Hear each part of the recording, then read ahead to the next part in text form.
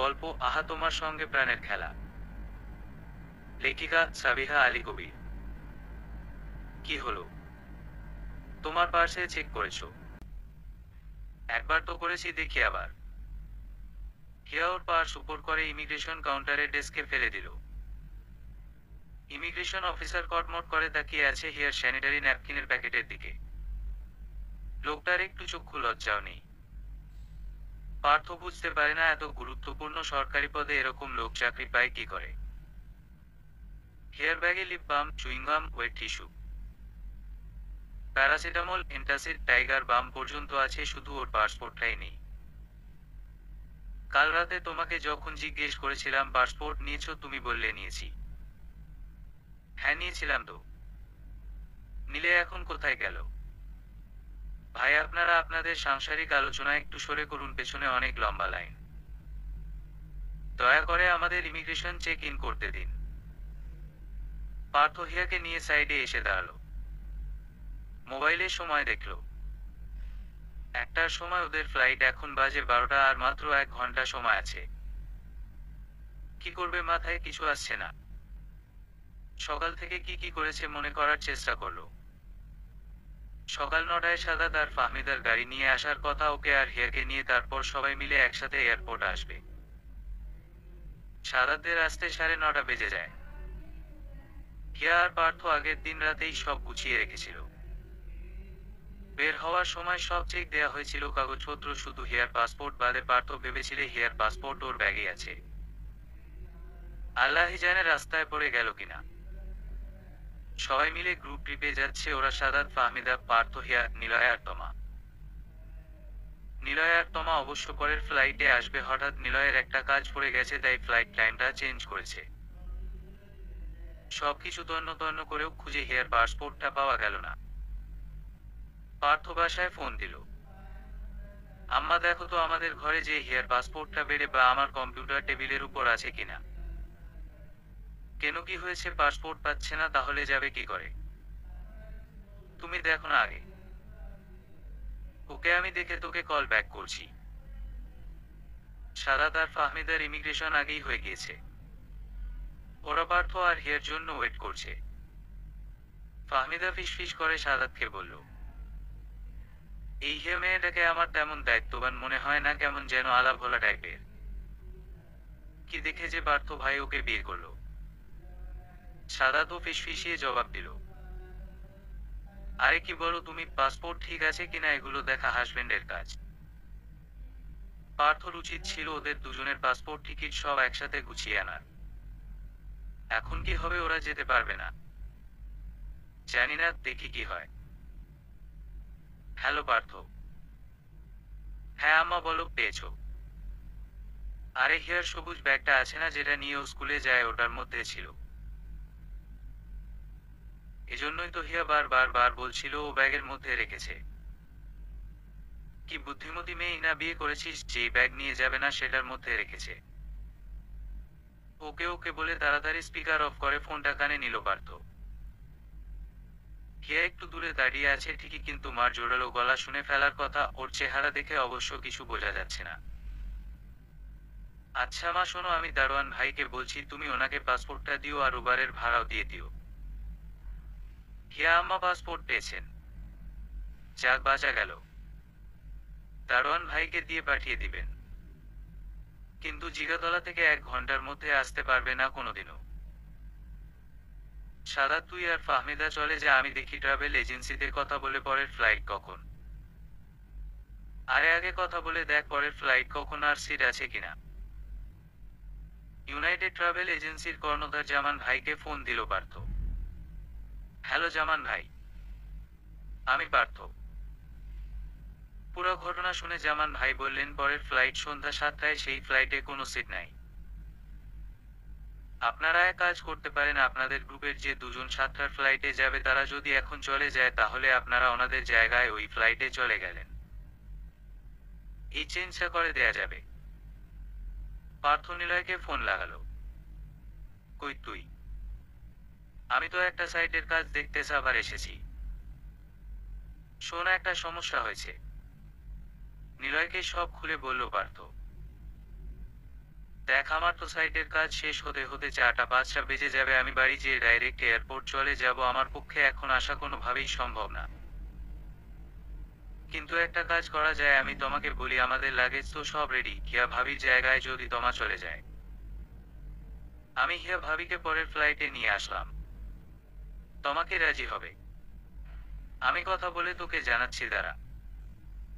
তোমা রাজি হয়েছে, ও রওনা দিয়ে দিয়েছে। উত্তরা থেকে আসতে বেশিক্ষণ লাগবে না। কিন্তু হিয়া মন খারাপ করে আছে। হিয়া, একটু বোঝার চেষ্টা করো। কি বুঝবো? তোমার ওই বন্ধুর সাথে যেতে আমার কতটা আনিজি লাগবে একবার ভেবেছো? আরে তোমাও তো আমাদের সাথে যাচ্ছে। তোমাদের সাথে তো ফাহমিদা ভাবিও আছেন। তোমাদের প্লেনেও তো আরো কত মানুষ থাকবে। হিয়াকে অনেক বুঝিয়ে সুঝিয়ে রেখে বাকিরা রওনা হয়ে গেল। প্লেনে উঠে ছোট লাগেজটা উপরের বক্সে রাখছিল পার্থ।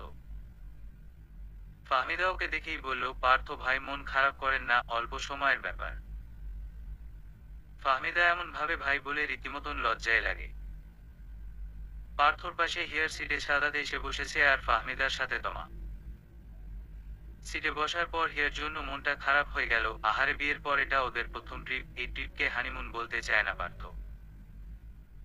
কারণ ওদের ড্রিম হানিমুন অলরেডি বুক করেছে জুনে ইউরোপ ট্যুর। এই ট্রিপের প্ল্যানটা ছিল অ্যাকচুয়ালি নিলয়ের। নিলয়, সাদাত, পার্থ 3 বন্ধু। ওরা একসাথে উদয়ন স্কুল এন্ড কলেজ থেকে ম্যাট্রিক ইন্টার পাস করেছে। তারপর নিলয় আর সাদাত আহসানুল্লাহ থেকে আর্কিটেকচারে পড়ে, আর পার্থ চলে যায় কুয়ালালামপুরের মোনাশ ইউনিভার্সিটিতে আইটি নিয়ে পড়তে। মজার ব্যাপার হলো, একটু আগে যে ফাহমিদার কথায় পার্থ অস্বস্তি ফিল করছিল, সে ওদের ক্লাসমেট ছিল। পার্থর জীবনের প্রথম মেয়ে মানুষের সান্নিধ্য ওই ফাহমিদাই। পুরা ক্লাস 9 থেকে ইন্টার পর্যন্ত ওরা চুটিয়ে প্রেম করেছে। পার্থ বিদেশে পড়তে যাবার পর ওর সাথে ফাহমিদার যোগাযোগ কমে যায়। পরে শুনে ফাহমিদা আর সাদাত বিয়ে করে ফেলেছে। পার্থর একটু অবাকই লেগেছিল। এই সাদাতই কত পাহারা দিত প্র্যাকটিক্যাল ক্লাসের দরজার বাইরে, যখন ভেতরে পার্থ আর ফাহমিদা কি না করত। ভাবতেই কান লাল হয়ে গেল পার্থর। হিয়া আবার ফাহমিদার মতো এত এগ্রেসিভ না। পার্থর জন্য হিয়াই পারফেক্ট। প্লেনটা টেক অফ করলো। আহারে, হিয়া একা একা বসে কি জানি করছে। আম্মা বলে বোকা মেয়ে বিয়ে করেছিস তুই, কিন্তু পার্থ জানে হিয়া বোকা না, খুব সহজ সরল শান্ত টাইপের একটা মেয়ে। ফাহমিদা উঠে বাথরুমে যাওয়ার সময় পার্থের দিকে তাকিয়ে একটা বাঁকা হাসি দিয়ে গেল। কি জানি, হয়তো স্বাভাবিকভাবেই হেসেছে, কিন্তু পার্থর অমন মনে হচ্ছে। এয়ারপোর্টের ওয়েটিং এরিয়াতে বসে থাকতে থাকতে ঘুমে চোখ জড়িয়ে আসছে হিয়ার। নিলয় ওর পাশের চেয়ারে হিয়ার পাসপোর্টটা রাখলো। এই নাও তোমার পাসপোর্ট আর তোমার কফি। কফিটা নিতে নিতে হিয়া বলল, এমন ঘুম পাচ্ছিল, কি করে জানলে আমার এটার খুব প্রয়োজন ছিল এখন? তোমার কখন কিসের প্রয়োজন হয় তা আমার থেকে ভালো কেউ জানেনি, কখনো জানতেও পারবে না। এখন আর এসব বলে কি লাভ? জোরে একটা দীর্ঘশ্বাস ফেলল হিয়া। ইমিগ্রেশন ক্রস করে প্লেনের সিটে এসে বসেই হিয়ার হাত ধরল নিলয়। তুমি বলেছিলে সম্ভব না, দেখো আমি সম্ভব করিয়ে দেখিয়েছি। জি নিলয় সাহেব, আপনি খুব বুদ্ধিমান মানুষ, আমি মানলাম। পাসপোর্টটা কিন্তু বাড়িতে আমিই রেখে এসেছিলাম। That means we are very good partner and we mean to be together. এ কথাটা আমার বিয়ের পর মনে হলো। তোমার এর আগে যে এত পাগলের মতো তোমাকে বোঝালাম, তখন তো বুঝো নাই। কি করব বলো, আমি ছোটবেলা থেকেই টিউবলাইট। জলি কিন্তু একটু দেরিতে। পার্থ, হিয়া, সাদাত, ফাহমিদা, নিলয়, তমা 3 বন্ধু সস্ত্রীক ঘুরতে যাচ্ছে মালদ্বীপে। সম্পর্কে এরা সবাই স্বামী স্ত্রী হলেও ভেতরে অনেক কিন্তু আছে। মেয়েদের কিছু ব্যাপার একেবারেই বুঝতে পারে না পার্থ। এই যে নিলয়ের সাথে আসতে হবে বলে হিয়া এত ইতস্তত করছিল, অথচ পার্থর সাথে হিয়ার প্রথম পরিচয় হয়েছিল নিলয়ের মাধ্যমে। তখন নতুন নতুন পার্থ মালয়েশিয়া থেকে দেশে এসেছে। ফাহমিদার ঘটনার পর মালয়েশিয়ায় 2-1টা সম্পর্কে জড়িয়েছিল, কিন্তু কোনোটাই শেষ পর্যন্ত সিরিয়াস হয়নি। আর দেশে আসার পর থেকেই আম্মা পাগল করে ফেলছেন বিয়ে করার জন্য। পার্থর অ্যারেঞ্জ ম্যারেজ একদমই পছন্দ না। দুজন দুজনকে জানবে, বুঝবে, কিছুদিন ঘুরবে ফিরবে, একসাথে সময় কাটাবে, তারপর না ডিসাইড করতে পারবে সারা জীবন একসাথে থাকতে পারবে কিনা। এ কথাটা যখন বন্ধুদের আড্ডায় বলেছিল তখনই নিলয় বলে উঠল, দোস্ত তুই একদম চিন্তা করিস না, তোর আন্টির কথায় অ্যারেঞ্জ ম্যারেজ করা লাগবে না, আমি তোকে খুব ভালো এবং সুন্দর একটা মেয়ের সাথে পরিচয় করিয়ে দিব। মেয়েটা এই মুহূর্তে সিঙ্গেল, তাকে কিভাবে পটাবি সেটা তোর ব্যাপার। এই মুহূর্তে সিঙ্গেল মানে পাস্ট ছিল নাকি? পাস্ট কার না থাকে, তোর নাই। ভালোই তো ফাহমিদাকে ভাবি বলিস। আমি একবারও ফাহমিদাকে ভাবি বলিনি, ও বরং দেশে আসার পর থেকে আমাকে ভাই ভাই করেই চলেছে, আবার আপনিও বলে। হো হো করে হেসে উঠল নিলয়, ঠিকই তো আছে, সম্পর্ক চেঞ্জ, সম্বোধন চেঞ্জ হবে না। অনেস্টলি যা হয় ভালোর জন্যই হয়, ওই ফাহমিদার থেকে হিয়া হাজার গুণ ভালো। আচ্ছা, মেয়েটার নাম হিয়া, খুব সুন্দর নাম তো। নিলয়, এবার আমাকে একটা কথা বল, যেই মেয়েটার তুই এতে প্রশংসা করছিস তাকে তুই নিজের জন্য না পটিয়ে আমাকে বলছিস কেন? দেখ, আমার তোদের মতো পার্মানেন্ট প্রেম টেম ভালো লাগে না, মোট কথা সিরিয়াস কোনো কমিটমেন্টে আমি যেতে চাই না। আর হিয়া খুব সিরিয়াস মেয়ে, ওকে যদি ফান করে বলিস তোমার ঘাড়ে তেলাপোকা, উভয়ে দৌড়াবে আগে, তারপর চেক করবে তেলাপোকা আছে কিনা। তাহলে তো মনে হয় একটু বোকা। না বোকা না, খুব ডেডিকেটেড। এরকম মেয়েদের সাথে প্রেম করা মানে কারেন্ট জালে আটকে যাওয়া। একবার বাধা পড়েছ তো ছাড়াছাড়ির উপায় নেই। তার মানে তুই বলছিস এই হিয়া মেয়েটার সাথে তোর কখনো কোনো সম্পর্ক ছিল না? না, কোনোদিনও না। অ্যাকচুয়ালি আমাদের ফার্মের ক্লায়েন্ট ছিল, সেই সূত্রে পরিচয়। That's it. দেখ নিলয়, সাদাত ফাহমিদার সামনে গেলে খুব আনিজি লাগে, আমি চাই না এটা তোর আমার মধ্যেও হোক। তুই নিশ্চিন্ত থাকতে পারিস, হিয়ার সাথে আমার বন্ধুত্ব ছাড়া অন্য রকম কোনো সম্পর্ক কখনোই ছিল না। কখনো ছিল না বলে যে কখনো হবে না তা তো না। পার্থকে সত্যিই বলেছিল নিলয়, হিয়ার সাথে শুধু বন্ধুত্ব ছাড়া অন্য রকম কোনো সম্পর্ক আসলেই ওর ছিল না। প্লেনে ভালো টার্বুলেন্স হচ্ছে। নিলয় হিয়ার হাতটা ছাড়েনি এখনো। এই হাত ও আর ছাড়বেও না কখনো। সাদাত আর পার্থর মধ্যে পার্থর সাথেই ওর ঘনিষ্ঠতা বেশি। ইংরেজিতে একটা কথা আছে না, there is always a duo in a trio. ও আর পার্থ হচ্ছে সেই ডু। পার্থ ওদের মধ্যে সবচেয়ে ভালো স্টুডেন্ট আর ছেলে হিসেবেও অনেক অনেস্ট। আজ নিলয় যে কাজটা করেছে, নিলয় জানে পার্থ সেটা কোনোদিনও করতো না, কিন্তু নিলয়ের কোনো উপায় নেই। যে ব্যাপারটা ও সারা জীবন অ্যাভয়েড করতে চেয়েছে, সেই কারেন্ট জালে ও অলরেডি চরম ভাবে আটকে ছিল, কিন্তু রিয়েলাইজেশনটা হয়েছে যেদিন হিয়া পুরোপুরি ভাবে পার্থর হয়ে গেল। হিয়া আর পার্থর বিয়ের দিন যখন ক্যামেরাম্যান ওকে বলল, ভাই আপনি একটু সরে দাঁড়ান, নিউ কাপলের পিকচার নিব। ওই মুহূর্তে একটু খারাপ লাগছিল, ঠিক বুঝতে পারছিল না কেন। এরপর যখন পার্থর বাসর ঘর সাজাতে গিয়ে অন্য বন্ধুরা আপত্তিকর কথা বলছিল পার্থ আর হিয়াকে নিয়ে, ওর মনে হচ্ছিল ওদের সবাইকে ধরে খুশি লাগিয়ে দিবে। কিন্তু ওরা তো ম্যারেড কাপল, সেদিন ওদের বাসর রাত, বন্ধুরা এমন কথা বলতেই পারে, আর এক হিসাবে ঘটকালিটা তো ওই করলো, তাহলে এমন লাগছে কেন? তাহলে কি হিয়া ঠিকই বলতো? কথাটা মনে হতেই হিয়ার দিকে তাকালো নিলয়। হিয়া চোখ বন্ধ করে ঘুমানোর চেষ্টা করছে, কিন্তু কিছুতেই ওর ঘুম আসছে না। আজ যা করেছে এরকম কিছু করার মতো মেয়েও না। কিন্তু we everything fair in love and war. নিলয়ের সাথে একান্তে কিছু মুহূর্ত পাওয়ার জন্য ও সব করতে পারবে। কাল রাতেই পাসপোর্টটা অন্য ব্যাগে রেখে দেয় হিয়া, ওর মন বলছিল ও এতটুকু করলে বাকিটা নিলয় অ্যারেঞ্জ করে ফেলবে। নিলয় চাইলে সব পারে, আর ওর এই ডেম কেয়ার ড্যাশিং ভাবটার জন্যই তো ওকে এত ভালোবাসে হিয়া।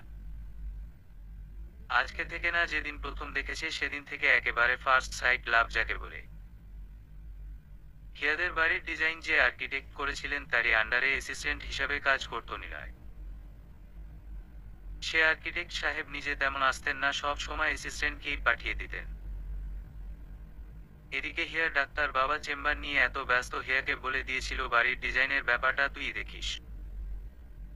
তারপর থেকে একসাথে ঘন্টার পর ঘন্টা পার করতো ওরা সেই প্ল্যানিং করার জন্য। তখনই হিয়া ডিসাইড করে নিজের সংসারের প্ল্যানিং ও এই মানুষটার সাথেই করবে।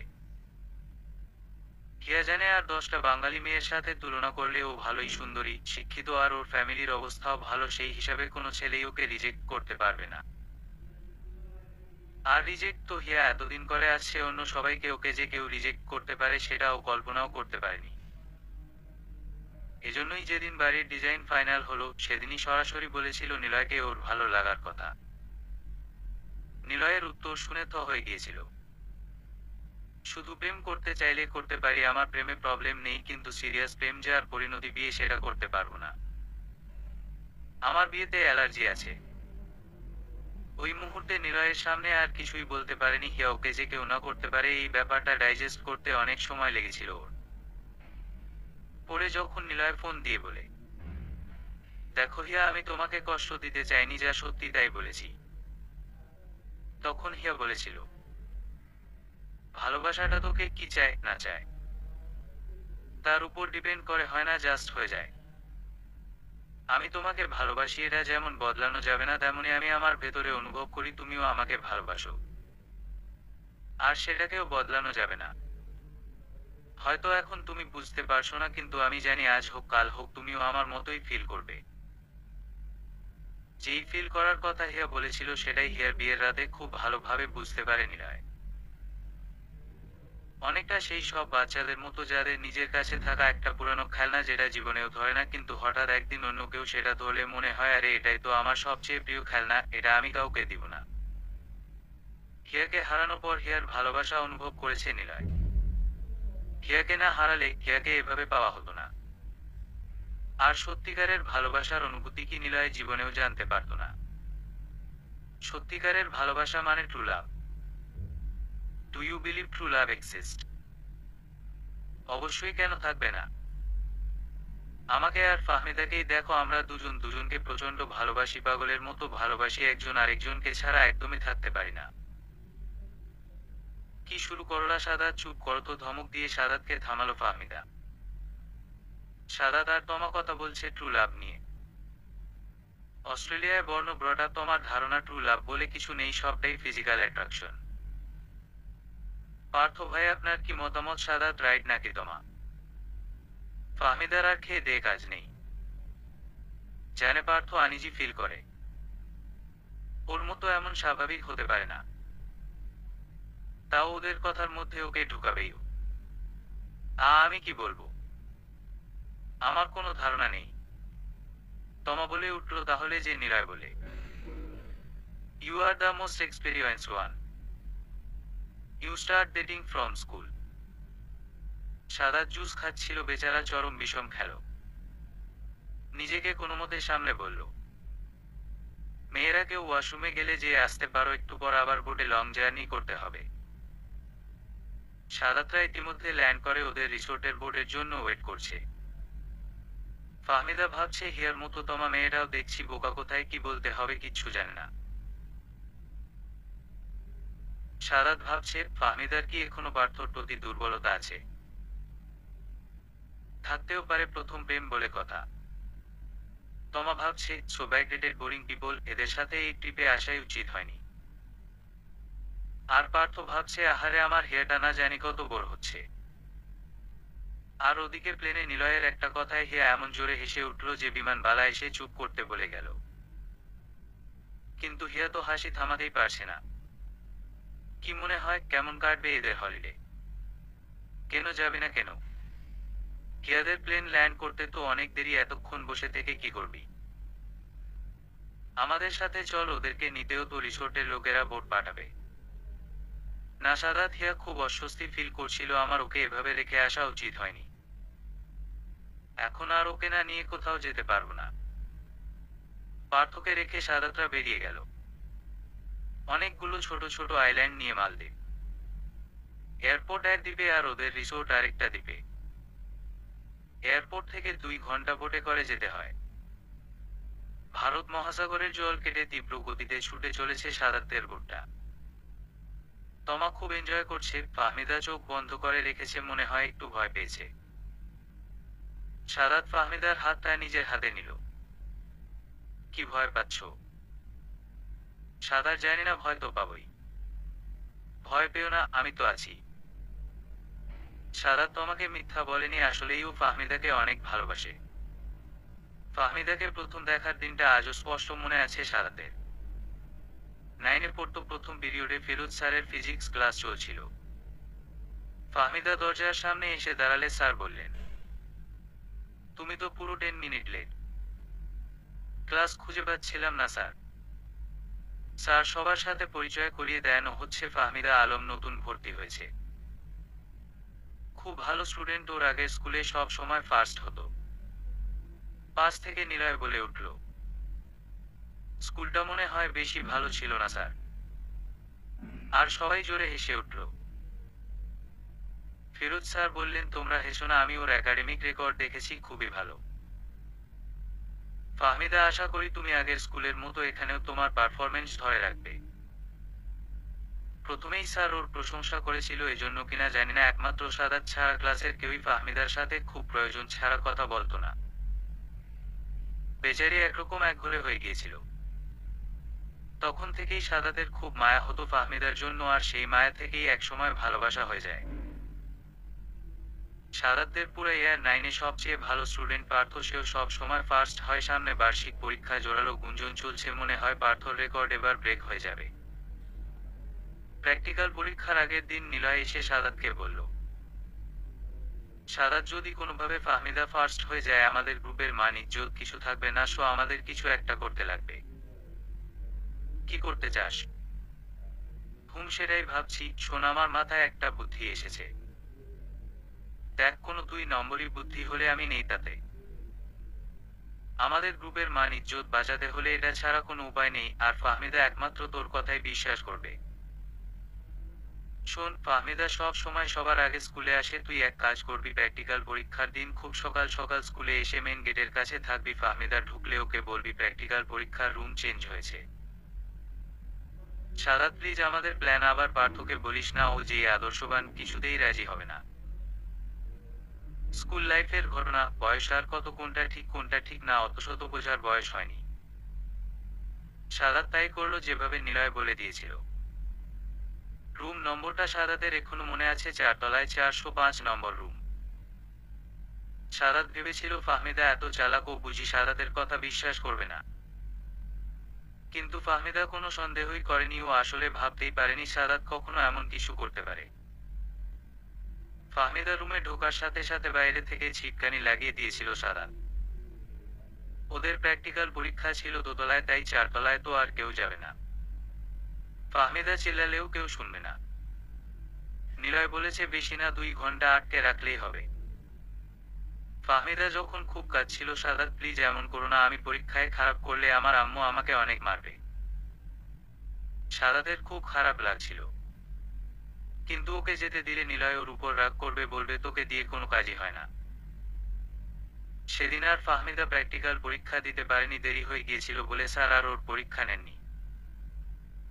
নিলয় আর সাদাতকে আশ্চর্য করে দিয়ে ফাহমিদা স্যারের কাছে ওদের কথা কিছু বলেনি। রেজাল্ট বের হবার পর ফার্স্ট তো দূরের কথা, ফাহমিদা এক সাবজেক্টে ফেল করলো। হাসতে হাসতে নিলয় নিজেই পার্থকে সব বলে দেয়। সব শুনে পার্থ খুব ক্ষেপে যায়, নিলয় আর সাদাতকে মাপ চাইতে বলে ফাহমিদার কাছে। শেষ পর্যন্ত অবস্থা এমন দাঁড়ায়, যার জন্য করি চুরি সেই বলে চোর। পার্থ আর ফাহমিদার বন্ধুত্ব হয়ে যায়, আর নিলয় আর সাদাত আলাদা হয়ে যায়। পরে আবার ওদের 3 বন্ধুর মিল হয় ঠিকই, কিন্তু ততদিনে পার্থ আর ফাহমিদার প্রেম শুরু হয়ে যায়। সাদাত আর কোনো সুযোগই পায় না ওর ভালোবাসার কথা বলার। সেই ফাহমিদাকে যে ও কোনোদিন নিজের বউ হিসাবে পাবে ও কল্পনাও করতে পারেনি। ওটা এসে জেটিতে ভিড়ল। হঠাৎ নিজের ভাবনা থেকে ফিরে চারপাশটা দেখল সাদাত। কি অবর্ণনীয় সুন্দর একটা দ্বীপ, সাদা বালি আর নীল সাগর সব মিলেমিশে একাকার হয়ে গেছে। ফাহমিদা, দেখো কি সুন্দর। তাই দেখছি। পার্থ ইনফরমেশন বোর্ডে দেখলো হিয়াদের প্ল্যানটা কিছুক্ষণ আগেই ল্যান্ড করেছে। ডিপার্চারের গেটে দাঁড়িয়ে ওয়েট করতে থাকলো হিয়ার জন্য। হিয়া আর নিলয় হাত ধরে কথা বলতে বলতে ডিপার্চারের গেট দিয়ে বের হলো। দূর থেকে পার্থ ওদের দেখেই সরে পড়ল। ওর আর বুঝতে বাকি থাকলো না পাসপোর্টের ঘটনাটা পুরাই বানানো ছিল। পার্থ খুব শক্ত টাইপের প্র্যাকটিক্যাল ছেলে, কিন্তু এত বড় ধোঁকা, তাও এমন দুজন মানুষের কাছ থেকে যাদের ও সবচাইতে বেশি ভালোবাসে, সেটাও কিছুতেই মেনে নিতে পারছিল না। পার্থর চোখে পানি চলে আসছে বারবার। পকেট থেকে সানগ্লাসটা বের করে পরে নিল। ও চায় না ওর চোখের পানি ওরা কেউ দেখুক। এয়ারপোর্টের বাইরে এসে পার্থকে দেখতে পেল হিয়া। একটু আগের হাসি খুশি ভাব শেষ, খুব মন খারাপ করে কাছে এসে বলে, তুমি জানো কি পরিমাণ অস্বস্তিকর একটা জার্নি ছিল। মানুষ কি করে এত অবলীলায় মিথ্যা বলে? কি রে দোস্ত, তুই এদিকে রিসোর্টে যাসনি? না, হিয়ার জন্য ওয়েট করছিলাম। দেখো হিয়া, তুমি কত রোমান্টিক আর রেসপন্সিবল হাজবেন্ড পেয়েছো। নিলয়ের মেকি হাসি দেখে পার্থর মন চাইছিল একটা থাপ্পড় লাগাতে, কিন্তু অনেক কষ্টে নিজেকে দমন করলো। বোটে করে যাওয়ার সময় পার্থ জিজ্ঞেস করলো, কি ব্যাপার নিলয়, তুই একবারও তোমার কথা জিজ্ঞেস করলি না? তমা খুব স্ট্রং এন্ড অ্যাক্টিভ মেয়ে, ও নিজেই নিজের খেয়াল রাখতে পারে। কথাটা হিয়ার একটু লাগলো, কেন আমরা বুঝি স্ট্রং অ্যাক্টিভ না? না, আমি সেটা মিন করিনি। তোমার প্রশংসা করাতে হিয়া মনে হয় একটু ক্ষেপে গেছে। হিয়া আর পার্থ পাশাপাশি বসেছে। নিলয় ওদের থেকে দূরে বোটের একেবারে সামনে যেয়ে বসলো। নিলয় কেন তোমার জন্য টেনশন করবে? সবাই যা ভাবছে নিলয় আর তোমার রিলেশনটা তো সেরকম না। নিলয়ের বাবার ছোটবেলার বন্ধু তোমার বাবা অনেক বছর ধরে মেলবোর্নে সেটেল। দুই বন্ধুর খুব ইচ্ছা তারা ছেলে মেয়েদের বিয়ে করিয়ে বন্ধু থেকে বিয়ে হবেন। নিলয় কিছুতেই রাজি হচ্ছিল না, কিন্তু যেদিন হিয়ার বিয়ে হয়ে গেল আর নিলয় কোনোভাবেই মেনে নিতে পারছিল না, সেদিনই ও ডিসাইড করে বিয়ে করে ফেলবে, তাহলে হয়তো হিয়াকে ভুলতে পারবে। খুব অল্প আয়োজনের মধ্যে দ্রুত বিয়ে হয়ে যায় তোমা আর নিলয়ের। ওর বাবা মনে করেছে ছেলে এতদিনে রাজি হয়েছে, যদি হঠাৎ করে আবার মতো বদলে ফেলে। হুট করে বিয়ে তো করে ফেলেছিল নিলয়, কিন্তু ওর জীবনে হিয়া ছাড়া আর কাউকে একসেপ্ট করা ওর পক্ষে কিছুতেই সম্ভব না। নিলয় ঠিক করে বিয়ের রাতে তোমাকে স্পষ্ট সব জানিয়ে দিবে। নিলয় কিছু বলার আগেই নিলয়কে অবাক করে দিয়ে তমা বলে, দেখেন, আমি আমার বাবাকে খুশি করার জন্য আপনাকে বিয়ে করেছি। আমি একটা সুইডিশ ছেলেকে ভালোবাসি। আমার বাবা কিছুতেই বিদেশি ছেলের সাথে বিয়েতে রাজি না, এজন্য আপনার বাবা বলার সাথে সাথে তাড়াতাড়ি আমাকে নিয়ে এসে আপনার সাথে বিয়ে দিয়েছে। আপনি কেন এমন মেয়ের সাথে থাকবেন যে অন্য কাউকে ভালোবাসে? নিলয় বলল, তাহলে কি করা যায়? তোমার প্ল্যান আগে থেকেই রেডি। 6 মাস আমরা হাজবেন্ড ওয়াইফের অ্যাক্টিং করব, সবাইকে দেখাবো আমাদের অনেক ঝগড়া হচ্ছে, সমস্যা হচ্ছে। আফটার 6 মান্থ আমরা ডিভোর্সের জন্য অ্যাপ্লাই করব। কি বলেন? নিলয় আর কি বলবে? ওর সব কাজ তো তোমার সহজ করে দিল। দ্রুতগতিতে বোটটা যেটির দিকে এগিয়ে যাচ্ছে, দূর থেকে সাদাত, ফাহমিদা আর তোমাকে হাত নাড়াতে দেখল ওরা। পার্থ ভাবছে কি করে কাটাবে আগামী কয়েকটা দিন এই বিশ্বাসঘাতক স্বার্থপরদের সাথে। রিসোর্টের কটেজটা খুব সুন্দর। বিশাল একটা রুম, এক পাশে বেশ বড় একটা বেড কভার আর ড্রেসিং টেবিল রাখা, অন্য পাশে ভেলভেটের সোফা সেট আর পুরো দেয়াল জুড়ে বিশাল একটা টিভি। পুরোটাই ওপেন, কোনো পার্টিশন নাই। আর পেছনে দিক দিয়ে বের হলেই খোলা একটা বারান্দা, যার একপাশে বাথরুম। বারান্দাতে বেতের চেয়ার টেবিল পাতা। বারান্দা দিয়ে বাইরে বের হলে ছোট একটা প্রাইভেট বিচের মতো আছে। সব মিলিয়ে অসাধারণ। হিয়া ভাবছে যদি ওর সাথে নিলয় থাকতো, দুজনে মিলে এই বিচে বসেই সারাটা দিন পার করে দেয়া যেত। জায়গা যত সুন্দরী হোক না কেন, ভালোবাসার মানুষ সাথে না থাকলে সে জায়গার কোন দাম নেই। ঘুম থেকে উঠে হিয়া দেখে পার্থ রুমে নেই। কাল রাতে ঘুমানোর সময় বলেছিল, তুমি ঘুমাও, আমি একটু পরে শোবো। কিন্তু পরে মনে হয় সোফাতেই শুয়ে পড়েছিল। সোফাতে একটা ব্ল্যাঙ্কেট আর বালিশ দেখল হিয়া। থাক, ভালোই হয়েছে। কাল থেকে কেন যেন মনে হচ্ছে পার্থ একটু চুপচাপ। এয়ারপোর্ট থেকে এসে তেমন কোনো কথাই বলেনি হিয়ার সাথে। ও কি কিছু বুঝতে পেরেছে? মিথ্যা কথা বলা, লুকোচুরি করা, এগুলো হিয়ার ডিকশনারিতে ছিল না কোনোদিনও। আজ সেগুলা হয়ে গেছে ওর নিত্যদিনের সঙ্গী। নিলয়, দেখো, তোমায় ভালোবেসে আমি কত নিচে নেমে গেছি। যে ভালোবাসা মানুষকে তার নজরে নিচে নামিয়ে দেয়, ছোট করে দেয়, সেটা ভালোবাসা না, তীব্র মোহ, যে মোহতে মানুষ কিছু সময়ের জন্য অন্ধ হয়ে যায়। সেটাই হয়েছে হিয়ার সাথে। আর নিলয়, ওর কাছে তো এটা জাস্ট একটা চ্যালেঞ্জ, ওর সব সময় নিষিদ্ধ সবকিছুর প্রতি আগ্রহ বেশি। পার্থ খুব ভালো করেই জানে একবার হিয়াকে পুরোপুরি ভাবে পেয়ে গেলে ওর প্রতি নিলয়ের আকর্ষণ চলে যাবে। হালকা নীল আকাশ, গাঢ় নীল সাগর, ধবধবে সাদা বাড়ি, এ যেন এক ঐশ্বরিক সৌন্দর্য। এত সৌন্দর্য উপভোগ করা যায় না যদি না মন ভালো থাকে। পার্থ পুরো ব্যাপারটা ভুলে থাকতে চায় অন্তত ছুটির কয়েকটা দিন। দেশে যে সরাসরি কথা বলবে হিয়ার সাথে, কিন্তু পারছে না।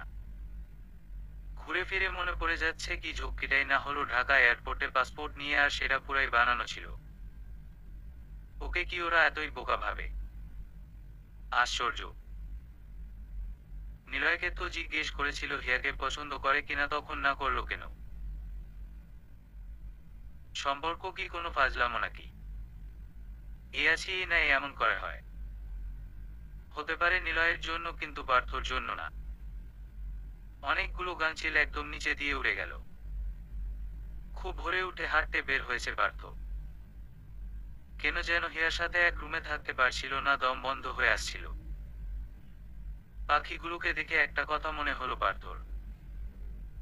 আমরা মানুষ খুব বুদ্ধিমান প্রাণী, তাই নিজেদের নিয়ে গর্ব করি। কিন্তু একটা পাখি কিন্তু কোনোদিনও নিজের জোড়া রেখে অন্যের জোড়ার কাছে যাবে না। এমন কুরুচিপূর্ণ কাজ শুধু মানুষরাই করতে পারে। সবাই মন দিয়ে শোনো। আজকে আমরা যাচ্ছি একটা ডে ট্রিপে। বিশাল ছাতার মতো ছাদ, তার নিচে বালির উপর চেয়ার টেবিল বাঁধা, সেখানে বসেই ব্রেকফাস্ট করছে ওরা সবাই। বুফে ব্রেকফাস্ট, যে যত খেতে পারে সমস্যা নেই। সকাল 7টা থেকে 11টা পর্যন্ত ব্রেকফাস্ট টাইম। নিলয় সবাইকে 8টার মধ্যে আসতে বলেছে। জরুরি কিছু বলবে সবাইকে। তো যা বলছিলাম, আজকে আমরা যাব একটা ডে ট্রিপে। নিলয় দ্বারা পার্থ এসে নিক, তারপর বল। কি ব্যাপার হিয়া, তোমার বর কোথায়? নিলয় কেমন যেন ঠেস মেরে কথাটা বলল। হেঁটে ব্রেকফাস্ট করতে আসার সময়ও নিলয় যেন কেমন একটা আচরণ করছিল হিয়ার সাথে। ও কি ভাবছে কাল রাতে পার্থর সাথে ওর কিছু হয়েছে? ওর কি মাথায় সমস্যা? ও তো তোমার সাথে এক কটেজে ছিল, কিন্তু হিয়া তো এমন করছে না। হিয়া বলল, পার্থ কিছুক্ষণের মধ্যেই চলে আসবে। ও সকালে হাঁটতে বের হয়েছিল, আমি বের হওয়ার সময় ফিরেছে। আমাকে বলল চলে আসতে, ও গোসল করে আসছে। কি জানি বাবা, তোমরা কেমন কাপল জানি না। একজন আরেকজনকে ছেড়েই সব করে ফেলছো, তাও আবার এরকম রোমান্টিক একটা জায়গায়। আমাকে আর সাদাতকেই দেখো, আমরা দুজন দুজনকে 1 মিনিটের জন্য ও কাজ ছাড়া করি না। ভূতের মুখে রাম নাম। পার্থ ঢুকতে ঢুকতে ফাহমিদার কথা শুনে ফেলেছে। কি বললেন পার্থ ভাই? বললাম ভূতের মুখে রাম নাম। স্কুল জীবনে তো সাদাতকে পাত্তাই দাওনি কখনো, আর কি কি যে ওকে বলতে, সেগুলো শুনলে তো সাদাত এখনই অজ্ঞান হয়ে যাবে। তোমার মুখে রিলেশনের উপদেশ মানায় না। সবাই জানে সেটা কেন? কিছু মানুষ আছে বোকার ভান ধরে থাকে, আসলে তারা অনেক চালাক আর ধুরন্ধর। শেষের কথাটা ফাহমিদার দিকে তাকিয়ে কিন্তু আসলে হিয়া আর নিলয়কে উদ্দেশ্য করেই বলেছে পার্থ। পার্থ ভালো খেপেছে। আচ্ছা আচ্ছা হয়েছে, বাদ দেয় এসব। ঢুক গিলে বলল সাদাত। নিলয় বলা শুরু করলো, আজকে আমরা যেই ট্যুরে যাচ্ছি সেটাতে কি কে আছে বলছি, মনোযোগ দিয়ে শোন। প্রথমে আমাদের নিয়ে যাবে হিমাফুসি আইল্যান্ডের কাছে ক্যাপটিভেটিং স্যান্ড ব্যাংকে, যার মানে হচ্ছে সমুদ্রের মাঝখানে ভেসে ওঠা বালির তীর। সেখানে আমরা দুপুরে লাঞ্চ করব। আর ওই দ্বীপে যাওয়ার পথে আমাদের ডলফিন দেখাবে। তারপর আমরা ফ্রেন্ডলি হাঙ্গরের সাথে স্নরকেলিং করব। এরপর আমরা আরেকটা দ্বীপে যাব, যেটা সৈকতের অনেক কাছে, স্টিংরিও বা পাতা মাছ সাঁতার কাটে, চাইলে নেমে ওদের সাথে ছবি তোলা যাবে। তারপর সন্ধ্যার একটু আগে আমরা ফিরে আসব। এটা সারাদিনের ট্রিপ, অনবোর্ড ওরা স্ন্যাক্স পানি এগুলো প্রোভাইড করবে। Everything clear? তোমরা কি এক্সাইটেড? আমি রিয়েলি অনেক অনেক এক্সাইটেড। সবাই 10টার মধ্যে জেটিতে চলে এসো। প্লিজ দেরি করো না, দেরি করলে ওরা আমাদের রেখেই চলে যাবে। হাঙ্গর আবার ফ্রেন্ডলি হয় কি করে? জিজ্ঞেস করলো সাদাত। কয়েকটি ছোট জাতের হাঙ্গর আছে যেগুলো সাধারণত নিরাপদ। আজকে আমরা দেখতে যাব হোয়াইট টিপ রিফ শার্ক নামের ছোট এবং শান্ত জাতের হাঙ্গর যাদের দৈর্ঘ্যে 5.5 ফিটের বেশি হয় না। নিলয়ের ব্রিফিং শেষে সবাই রেস্টুরেন্ট থেকে বের হয়ে কটেজের দিকে হাঁটছে। পার্থ সবার আগে সবার শেষে বের হলো হিয়া। নিলয় তোমাকে বললো তুমি এগো, আমি আসছি।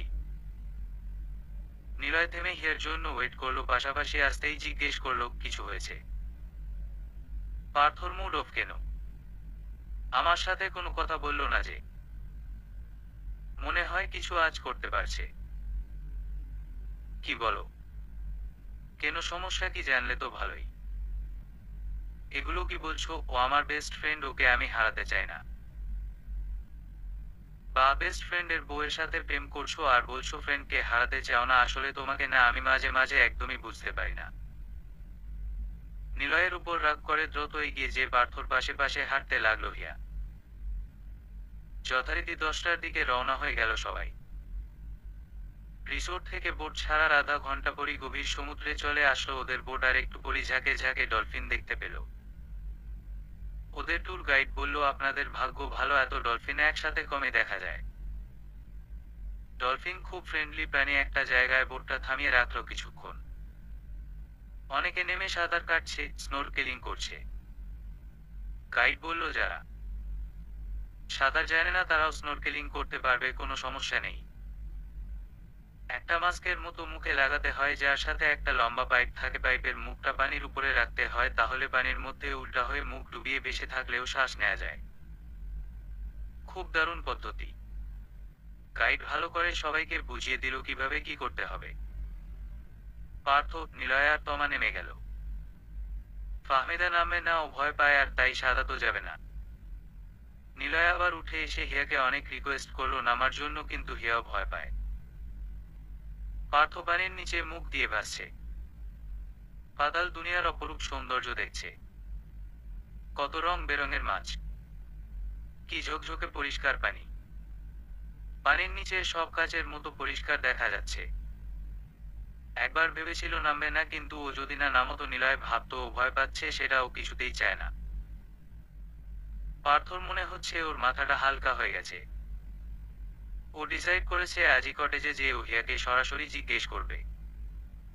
যদি দরকার হয় রিসেপশনে কথা বলে অন্য একটা রুম বা কটেজ নিয়ে নিবে। ডফিনের এরিয়া থেকে ওদের বোট রওনা হয়ে গেল। বোটে ফিরে এসে তমা খুব উচ্ছ্বসিত ভাবে বলছিল কি দারুণ অভিজ্ঞতা হলো, তোমরা না যে অনেক মিস করলে। তোমার কথাতে নিলয় বলে উঠলো আর বলো না, আমাদের বাঙালি মেয়েগুলো বেশিরভাগই ভিতুর ডিম। এখানে ভিতুর ডিমের কি আছে? তোমার সাঁতার জানে এজন্য ও ভয় পায়নি, আমরা তো সাঁতার জানি না। যেসব বাঙালি মেয়েরা সাঁতার জানে তারা ভয় পাবে না। হিয়া করা একটা জবাব দিল নিলয়কে। স্নোরকেলিং করতে সাঁতার জানা লাগে না, আর সাঁতার জানলেও তুমি নামতে পারতে না। তার ছিল ভরে পাল্টা জবাব দিল নিলয়। এরপর ওদের বোট এমন একটাই জায়গায় থামালো যেখানে অনেকগুলো হাঙ্গর একসাথে সাঁতার কাটছে। ওদের মতো আরো অনেক পর্যটক বোটও দাঁড়িয়ে আছে এখানে। ঠিক আগের বারের মতোই এখানেও সবাই হাঙ্গরের সাথে স্নোরকেলিং করছে। গাইড জিজ্ঞেস করলো কে প্রথমে যাবে, সবার আগে হাত উঠালো হিয়া। গাইড অবাক হয়ে গেল। Are you not scared anymore? No. সবাইকে অবাক করে দিয়ে হিয়া নেমে গেল। একে একে তমা, নিলয় আর পার্থও নামলো। তমা নেমেই সাঁতারে অনেক দূরে চলে গেল। গাইড রান্না করছে বেশি দূরে যেতে না। তোমার কোনো খেয়ালই নেই। যারা সাঁতার জানে না তাদের সাথে গাইড থাকে, হিয়া ওর গাইডকে রেখেই দূরে সরে যাচ্ছিল। মনে হচ্ছে ও তোমার সাথে কম্পিটিশন করতে চায়। হাঙ্গর ঝাঁকের খুব কাছাকাছি চলে গেল হিয়া। এগুলো হিংস্র হাঙ্গর না, কিন্তু তারপরও ওদের গায়ের ধাক্কা লাগতে পারে। হিয়া একদম হাঙ্গরের ঝাঁকের মাঝখানে ঢুকে গেছে। ওকে ঘিরে হাঙ্গর গুলা চক্কর দিচ্ছে।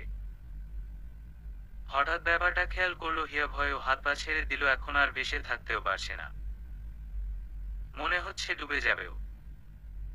তখনই পার্থ বাড়ির নিচে দিয়ে যেয়ে ওকে টেনে নিয়ে আসলো বোটের কাছে। কোনো মতে বোটে উঠে হাঁফাতে লাগলো হিয়া। নিলয় উঠে এসে বলল, এজন্য বলে যে যেটা পারে না তার সেটা করা উচিত না। Niloy, please mind your on business, ধমক দিয়ে বলল পার্থ। এরপরে বাকিটা টিপতমা নিলয় বাদে বাকিরা মনমরা হয়ে রইল। আর হিয়া এত ভয় পেয়েছে যে কোনো কথাই বলতে পারছে না। নিলয় ওর সামনে যে ফিসফিস করে বলল, বি প্র্যাকটিক্যাল, বেড়াতে আসলে এরকম কিছু হতেই পারে, এটাও পার্ট অফ দ্য অ্যাডভেঞ্চার। এরকম মুড অফ করে রাখলে হবে? এত সুন্দর জায়গায় তো আর প্রতিদিন আসা হবে না। তুমি এনজয় করো, তোমাকে তো মানা করছি না। তমা আছে না, ওকে নিয়ে যাও। স্টিংরেও দেখার জন্য নেমে গেল তমা আর নিলয়। পার্থ এসে জিজ্ঞেস করলো, তুমি ঠিক আছো হিয়া? পা ধরে রেখেছো কেন? ডান পাটা একটু ব্যথা করছে মনে হয়, টান খেয়েছি, সমস্যা নেই, ঠিক হয়ে যাবে। বোটের জানালা দিয়ে বাইরে তাকালো হিয়া। নিলয় আর তমা আসলেই খুব এনজয় করছে। হঠাৎ একটা মুহূর্তের জন্য হিয়ার মনে হলো তমা আর নিলয় একদম মেড ফর ইচ আদার। কটেজে ফিরে আসতে আসতে হিয়ার পায়ে ব্যথা আরো বেড়ে গেল। ডিনার করতেও যেতে পারল না। পার্থ ওদের ডিনার রুমে আনিয়ে খেল। রাতে ব্যথা বেড়ে হিয়ার পা ফুলে টুলে অস্থির অবস্থা। ব্যথায় জ্বরও চলে আসলো। পার্থ রিসেপশনে ফোন দিয়ে রিসোর্টের ডাক্তারকে আসতে বলল। ডাক্তার দেখে বললেন, হয়তো বোটে ওঠার সময় কোনো কিছুর সাথে বাড়ি খেয়েছেন, তখন আপনি এত আতঙ্কিত হয়েছিলেন যে খেয়াল করেননি। এক্সরে না করা পর্যন্ত বোঝা যাচ্ছে না কি হয়েছে। আর এই রিসোর্টে এক্সরে ফেসিলিটিস নাই। আপনাদের মালে যেতে লাগবে। আমাদের রিটার্ন পরশুদিন, যদি দেশে যেয়ে একেবারে এক্সরে করাই তাহলে হবে। আমার মনে হয় না 2 দিনে খুব বেশি সমস্যা হবে। আমি ব্যথার ওষুধ দিয়ে দিচ্ছি। আপাতত আপনি খুব প্রয়োজন ছাড়া একদম চলাফেরা করবেন না। ফাহমিদা সাদা তার তমা কটেজে এসে হিয়ার সাথে দেখা করে গেল। হিয়া দরজার দিকে বারবার দেখছিল, ও ভেবেছে নিলয় বুঝি পেছনে আছে, একটু পর ঢুকবে। ওর চাহনি দেখে তমা বলে উঠল, ডিনারের সময় নিলয়ের এক বন্ধুর সাথে দেখা হয়েছে। আড্ডায় লেগে গেছে, পরে হয়তো আসবে। নিলয় আর আসেনি, এমনকি এখন পর্যন্ত কল কিংবা মেসেজও দেয়নি। একটু পর পর মোবাইল চেক করছে হিয়া, নিলয় কোনো মেসেজ দিল কিনা। মানুষ এত অদ্ভুত হয় কি করে? নিলয়ের জন্য হিয়া ওর স্বামীকে কত বড় ধোঁকা দিল, আর আজও এরকম অসুস্থ, আর নিলয়ের কোনো খবরই নেই। হিয়ার বিয়ের পর থেকে নিলয় 1000 বার বলেছে, হিয়া আমি তোমাকে অনেক ভালোবাসি। এটা কেমন ভালোবাসা? আর পার্থ ওকে আজ পর্যন্ত মুখ দিয়ে একবারও বলেনি ও কত ভালোবাসে হিয়াকে, অথচ বেচারা সারা রাত জেগে ওর মাথায় জল পট্টি দিল, ওকে ওষুধ খাওয়ালো, ধরে ধরে বাথরুমে নিয়ে গেল। হিয়া শিওর পার্থ যে বুদ্ধিমান, ও সব বুঝে গেছে, কিন্তু সব জানার পর ও স্বামী হিসাবে ওর দায়িত্ব পালনে সে একটু অবহেলা করেনি। গতকাল পর্যন্ত হিয়া শিওর ছিল যে ও নিলয়কে ভালোবাসে, কিন্তু আজ হিয়া পুরাই কনফিউজড। চোখ খুলেই খুব সুন্দর একটা দৃশ্য দেখল হিয়া। সকালের মিষ্টি রোদ সাগরের নীল পানির রিফ্লেকশনে কটেজের ঘরটাকে নীলচে আলোতে ভরে দিয়েছে। মাথা ঘুরিয়ে পার্থকে খুঁজল। সোফায় হেলান দিয়ে ঘুমাচ্ছে। পার্থর মুখের উপরও রোদ এসে পড়েছে। পার্থ নিলয়ের মতো এত হ্যান্ডসাম না হলেও বেশ মায়াবী চেহারা, হাসিটা মিষ্টি, আর ওর ভাই ফ্রেমের চশমাটা পরলে ওকে আরো কিউট লাগে, অনেকটা হ্যারি পটারের অ্যাডাল্ট ভার্সন। ধীরে ধীরে শব্দ কম করে বিছানা থেকে নেমে খুঁড়িয়ে খুঁড়িয়ে যে পর্দাটা টেনে দিল, পার্থ খুব আরাম করে ঘুমাচ্ছে। ওর ঘুমটা ভাঙাতে চায় না হিয়া।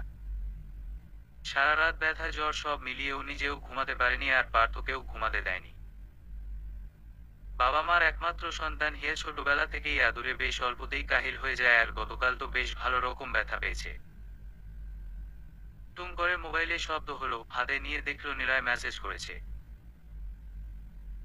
হিয়া, I am really really sorry, আমি জানতামই না তুমি এত ব্যথা পেয়েছো, পরে আমাকে তমা বলল, ততক্ষণে অনেক রাত হয়ে গেছে, পার্থ যদি কিছু মনে করে তাই আর ফোন করিনি। প্লিজ প্লিজ রাগ করো না। কি মনে করে মেসেজটা ডিলিট করে দিল হিয়া। উঠে ওয়াশরুমে গেল। ফ্রেশ হয়ে বারান্দার চেয়ারটায় এসে বসলো। মোবাইলটা ভাইব্রেটে দেয়া নিলয়ের ফোন আসছে, ও মেসেজ সিন করেছে আর এখনো রিপ্লাই দেয়নি, তাই মনে হয় ফোন দিচ্ছে। ফোনটা ধরতে নিয়েও ধরল না হিয়া। পার্থর যদি ঘুম ভেঙে যায়। কেটে দিল নিলয়ের ফোন। নিলয় আবার ফোন দিচ্ছে, ও খুব অস্থির প্রকৃতির ছেলে, হিয়া জানে এখন যতক্ষণ পর্যন্ত হিয়া ফোন না ধরবে নিলয় ফোন দিতেই থাকবে। এই ঘটনাটা যদি আজ থেকে ঠিক 6 মাস আগেও ঘটতো, হিয়ার থেকে খুশি আর কেউ হতো না। গত কয়েকটা বছর এটাই তো চেয়েছিল হিয়া, যে নিলয় হিয়ার জন্য পাগল থাকবে, হিয়াকে অনেক ভালোবাসবে। কোইন্সিডেন্সলি ঠিক 6 মাস আগে আজকের দিনে নিলয় যখন হঠাৎ হিয়াকে ফোন দিয়ে বলল আসো দেখা করব, হিয়া তো ভেবেছিল এতদিনে মনে হয় নিলয় ওর ভালোবাসার মর্ম বুঝেছে।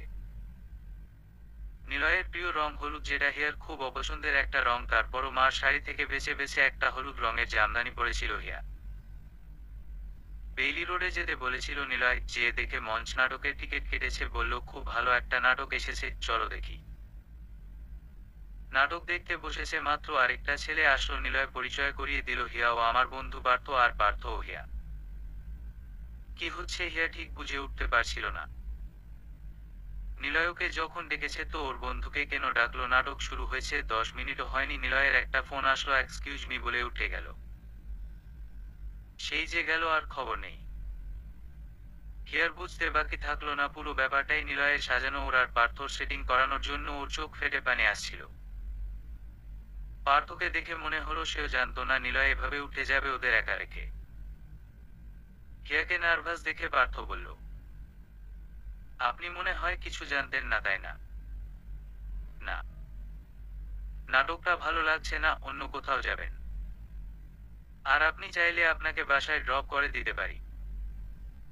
নিলয়ের উপর রাগ করে বাসায় আর যায়নি হিয়া। ওদিন সারা বিকেল ঘুরেছিল পার্থর সাথে। ছেলেটা ভালোই। নিলয়ের উপর রাগ করেই একরকম পার্থর সাথে বেশি মেলামেশা শুরু করে ও, আর পরিচয়ের কিছুদিন পর যখন পার্থ বিয়ের প্রস্তাব দেয়, প্রথমে ফোন দিয়ে নিলয়কে বলেছিল। নিলয় বলল, তোমার লাইফ তোমার ডিসিশন, আমি কি বলবো? এতটুকু বলতে পারি আমার বন্ধু খুব ভালো মানুষ, ওকে বিয়ে করলে তুমি কোনোদিন অসুখী হবে না। তোমার কি আর কিছুই বলার নেই? নিলয় খুব আকুতি করে জিজ্ঞেস করেছিল হিয়া। আর কি বলার থাকবে? নিলয়ের ফোন রেখে পার্থকে ফোন দিয়ে বলেছিল আমি রাজি, তবে যত তাড়াতাড়ি সম্ভব তত ভালো। ওর তাড়াহুড়া দেখে অবাক হয়েছিল পার্থ, কিন্তু হিয়া জানে ও সাহস বেশিক্ষণ নাও ধরে রাখতে পারে। এরপর নিলয়ের সাথে ওর দেখা হয় ওদের বিয়ের দিন। সেদিন রাতেই ফোন দেয় নিলয়। ঠিক আজকের মতো যতবার কাটছে ততবার ফোন দিচ্ছে। হিয়াকে বারবার ফোন কাটতে দেখে পার্থ শেষে বলে, হতে পারে কোনো ইম্পর্টেন্ট ফোন, তুমি কথা বলো, আমি একটু আসছি। ফোন ধরলে নিলয় ঠিক সেই কথাগুলো বলে যেগুলো এতটা বছর হিয়া শুনতে চেয়েছিল নিলয়ের কাছে। হিয়া, তুমি অন্য কারো হতে পারো না, আমার খুব ভুল হয়ে গেছে, আমাকে মাফ করে দাও। আমি জানি আমি দেরি করে ফেলেছি, কিন্তু আর আমি দেরি করতে চাই না, তাই আজ রাতেই তোমাকে বললাম। হিয়ার বাসর রাত সেখানেই শেষ। পার্থ চেয়েছিল সারা রাত বসে ওরা গল্প করবে, গান শুনবে, আরো কত কি প্ল্যান করে রেখেছিল। হিয়া ঘুম পেয়েছে বলে যেয়ে শুয়ে পড়ে। এরপর থেকে এমনই চলছে, গত 1.5 মাস যাবৎ কিছু না কিছু বলে পার্থকে ওর কাছে আসতে দেয়নি হিয়া। বারান্দার কাছের দেয়াল দিয়ে পার্থকে দেখলো হিয়া এখনো ঘুমাচ্ছে, কি অবিচারটাই না ওর উপর করেছে হিয়া। কাল যদি এভাবে ডুব সাঁতার দিয়ে হিয়াকে টেনে না আনতো পার্থ, ও তো মনে হয় ডুবেই যেত। গতকাল যখন হিয়ার মনে হচ্ছিল ও ডুবে যাচ্ছে, ও নিলয়ের দিকে তাকিয়েছিল। নিলয় কিন্তু ওকে বাঁচাতে আসেনি। বরং হিয়ার মনে হয়েছে নিলয় ভাবছে হিয়া যেটা পারে না সেটা করতে গিয়ে বিপদে পড়েছে, তাতে হিয়ার শিক্ষা হয়েছে, এটা নিলয় এনজয় করছে। এত যে ভয় পেয়েছে হিয়া, নিলয় একবার এসে জিজ্ঞেসও করেনি তুমি ঠিক আছো, ব্যথা পেয়েছো কিনা। উল্টো ওকে উপদেশ দিচ্ছিল। কি প্র্যাকটিক্যাল অ্যাডভেঞ্চার হয়েছে আরো কত কি। আবার মোবাইল ভাইব্রেট হচ্ছে। এবার কটেজের ফোনটাই বেজে উঠল। ফোনের শব্দে ঘুম ভেঙে গেছে পার্থর। হ্যালো তোমা, একটু ধরো হিয়া, আমি এখানে বারান্দায়। তমা কথা বলতে যাচ্ছে হিয়াকে ফোনটা দিয়ে পার্থ ওয়াশরুমে গেল। হ্যালো তমা, তমা ফিসফিস করে বলল, নিলয়ের সাথে কথা বলো। হিয়া, কি হয়েছে তোমার? কখন থেকে তোমার মোবাইলে ফোন দিচ্ছি, ফোন কেটে দিচ্ছ কেন বারবার? মেসেজেরও আনসার দিলে না। পার্থ কি তোমার সামনে?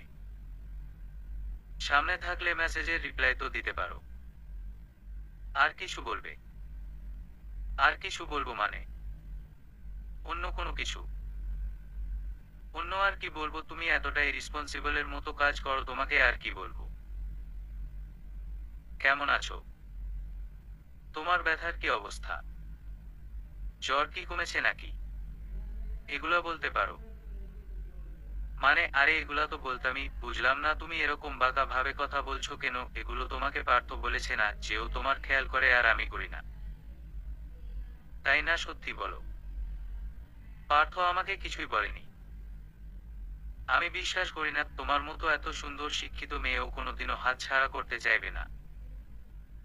পার্থ ওয়াশরুম থেকে বেরিয়ে আসলো। নিলয়, আমি ফোনটা রাখি, একটু জোরেই বলল হিয়া। না, কথা বলো, সমস্যা নেই। আমি রেস্টুরেন্টে ব্রেকফাস্ট অর্ডার করেছি। বাইরে দেখি ওটা আসলো কিনা বলেই কটেজ থেকে বেরিয়ে গেল পার্থ। কি কি বলল পার্থ? পার্থ তোমাকে আমাকে কথা বলার সুযোগ দিয়ে গেল। নিলয় হতে পারো তুমি পার্থর ছোটবেলার বন্ধু, কিন্তু পার্থ যে কত উঁচু মনের মানুষ তা তুমি এখনো জানো না। ওয়াও হিয়া ওয়াও, তুমি পার্থর প্রশংসা করছো, তাও আমার কাছে, যে তোমাকে ওর সাথে পরিচয় করিয়ে দিয়েছে। তুমি কি সেই হিয়া যে বিয়ে করেছো একজনকে আর প্রেম করছো অন্য একজনের সাথে? হ্যাঁ, আমি সেই হিয়া। আমি ভুল করে শিখেছি। তোমার মনে হয় আমাদের ঘটনা পার্থ জানলে ও তোমাকে এক মুহূর্ত ও সহ্য করতে পারবে? সত্যি জানার পর ও যা ডিসাইড করবে আমার তাতে আপত্তি নেই, আমি শাস্তি হিসাবে মাথা পেতে নিব। তখন আবার কাঁদতে কাঁদতে আমার কাছে এসো না। নিলয় যাকে রিজেক্ট করে তাকে আর সেকেন্ড টাইম চান্স দেয় না। তুমি মনে হয় জানো না, নিলয় যারা কঠিন ভাবে ভালোবাসতে পারে তারা কঠিন ভাবে ঘৃণাও করতে পারে। ওপাশ থেকে ফোনটা কেটে দিল নিলয়। থাক, ভালোই হয়েছে। কেয়ার মনে হচ্ছে ও কোনো বন্দি জীবন থেকে মুক্তি পেয়েছে। নিলয়ের মোহে এতটাই আচ্ছন্ন ছিল, নিলয়ের খারাপ ব্যাপারগুলোকেও হিয়া ইগনোর করত। ভাবতো আস্তে আস্তে ঠিক হয়ে যাবে, কিন্তু কিছু জিনিস কখনো ঠিক হয় না। আসবো। পার্থ ব্রেকফাস্টের ট্রে নিয়ে দাঁড়িয়ে আছে। আসো। নাস্তাটা করে নাও, ওষুধ খেতে লাগবে। নিঃশব্দে নাস্তা করলো ওরা দুজন। নাস্তা শেষ করে উঠে যাচ্ছিল পার্থ। হিয়া বলল, একটু বসো। কিছু বলবে? তুমি তো সব জানতে, আমাকে জিজ্ঞেস করনি কেন? জিজ্ঞেস করতাম, সময় সুযোগ পাইনি, ভেবেছিলাম দেশে যেয়ে জিজ্ঞেস করব। তোমার তো আমার উপর অনেক রাগ থাকার কথা, তাহলে গতকাল আমাকে বাঁচালে কেন আর সারা রাত এত যত্নই বা কেন করলে? দেখো, তোমার জায়গায় অন্য কেউ থাকলেও আমি সেম কাজটাই করতাম। প্রথমে তোমার উপর অনেক রাগ হয়েছিল, পরে মনে হয়েছে যে আমার না তাকে জোর করে ধরে রাখার থেকে যেতে দেয়াই ভালো। পার্থ, আমি তোমার অপরাধী। সম্পর্কের শুরু থেকে কাল পর্যন্ত এক মুহূর্তের জন্যও আমি তোমার প্রতি রয়েল ছিলাম না।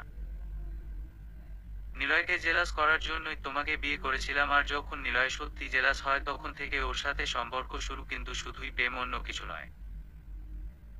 কিন্তু এখন আমি রিয়েলাইজ করেছি যে এটা আমার মোহ ছিল, আর কালকের ঘটনার পর মোহটা কেটে গেছে।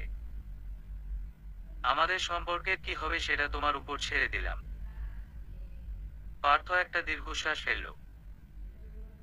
দেখো হিয়া, কবুল বলা, ধুমধাম করে বিয়ে করা, লোকজন দাওয়াত দেয়া, সেটাই তো শুধু বিয়ে না। বিয়ে হলো দুজন মানুষের একে অপরের প্রতি বিশ্বাসের অঙ্গীকার, যেটা তুমি ভেঙে ফেলেছো।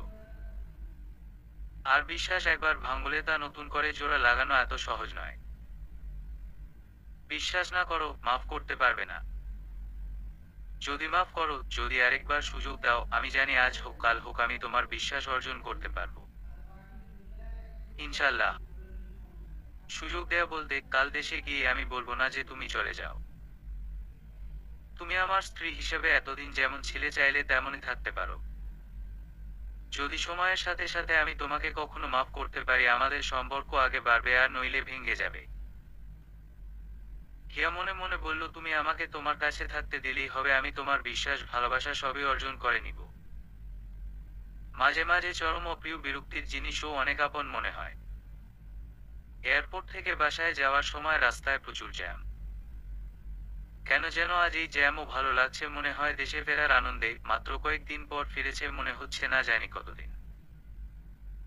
আসলে এই কদিন এত ঘটনাবহুল ছিল যে মনে হচ্ছিল কতক্ষণে দেশে ফিরে যাবে নিজের পরিচিত মহলে। হিয়া যেদিন ব্যথা পেয়েছিল তার পরের 2 দিন ওটে ট্রিপ বুক করেছিল নিলয়। হিয়ার ব্যথার কারণে পার্থ আর হিয়া যেতে পারেনি। হিয়া পার্থকে অনেক বলেছিল তুমি যাও, পার্থ ওকে কটেজে একা রেখে কিছুতেই যাবে না। বাকিরা ঘুরেছে ঠিকই। নিলয় তো এত ছবি দিয়েছে ফেসবুকে, মনে হচ্ছে হিয়াকে দেখাতে যাচ্ছে ওকে ছাড়াও ভালোই আছে। সেদিন পার্থর সাথে কথা বলার পর সারাদিন ওরা কটেজেই ছিল। পার্থ বই পড়ে সময় কাটিয়েছে আর হিয়া প্রাইভেট বিচের ইজি চেয়ারে শুয়ে। খুব মন চাইছিল পার্থ ওর পাশে এসে বসুক। এরকম নিরিবিলি পরিবেশ তো ঢাকায় গেলে আর পাবে না।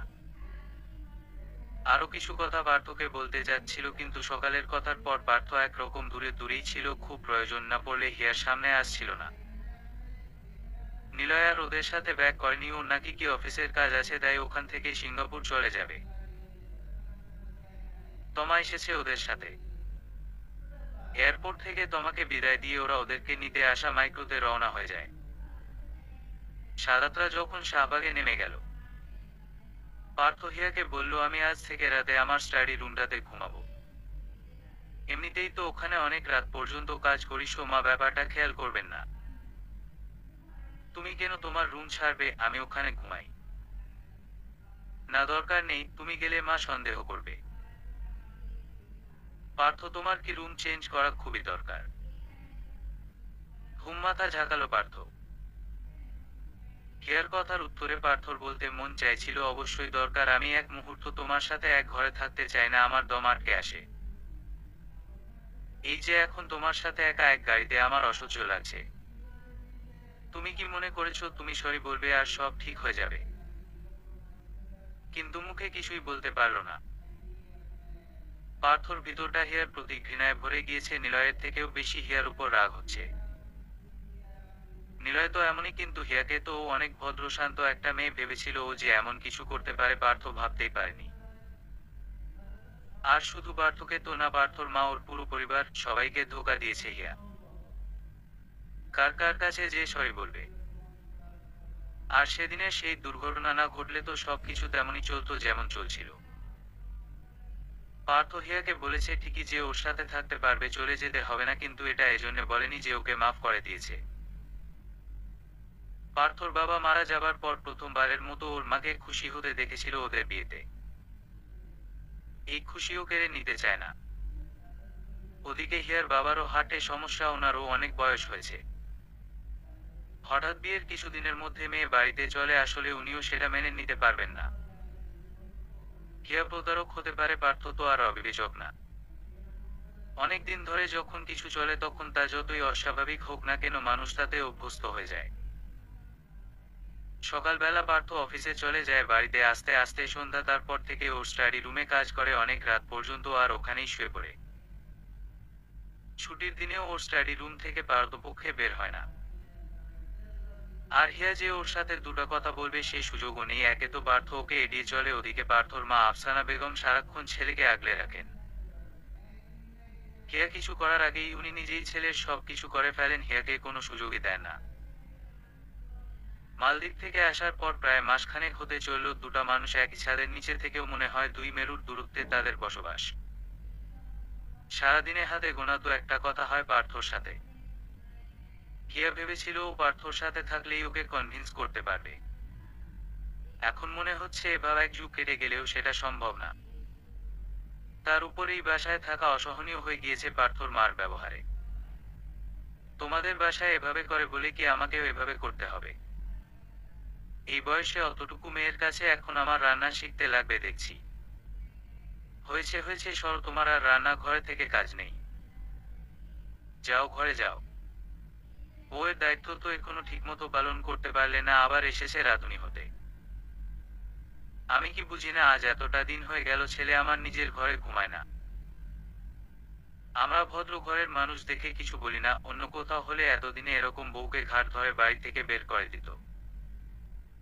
পার্থর মা আফসানা বেগম গজর গজর করেই চলেছেন।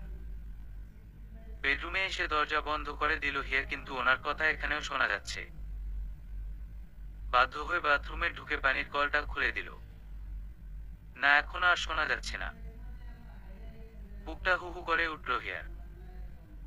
এগুলো কি হচ্ছে ওর সাথে? কেন হচ্ছে এমন?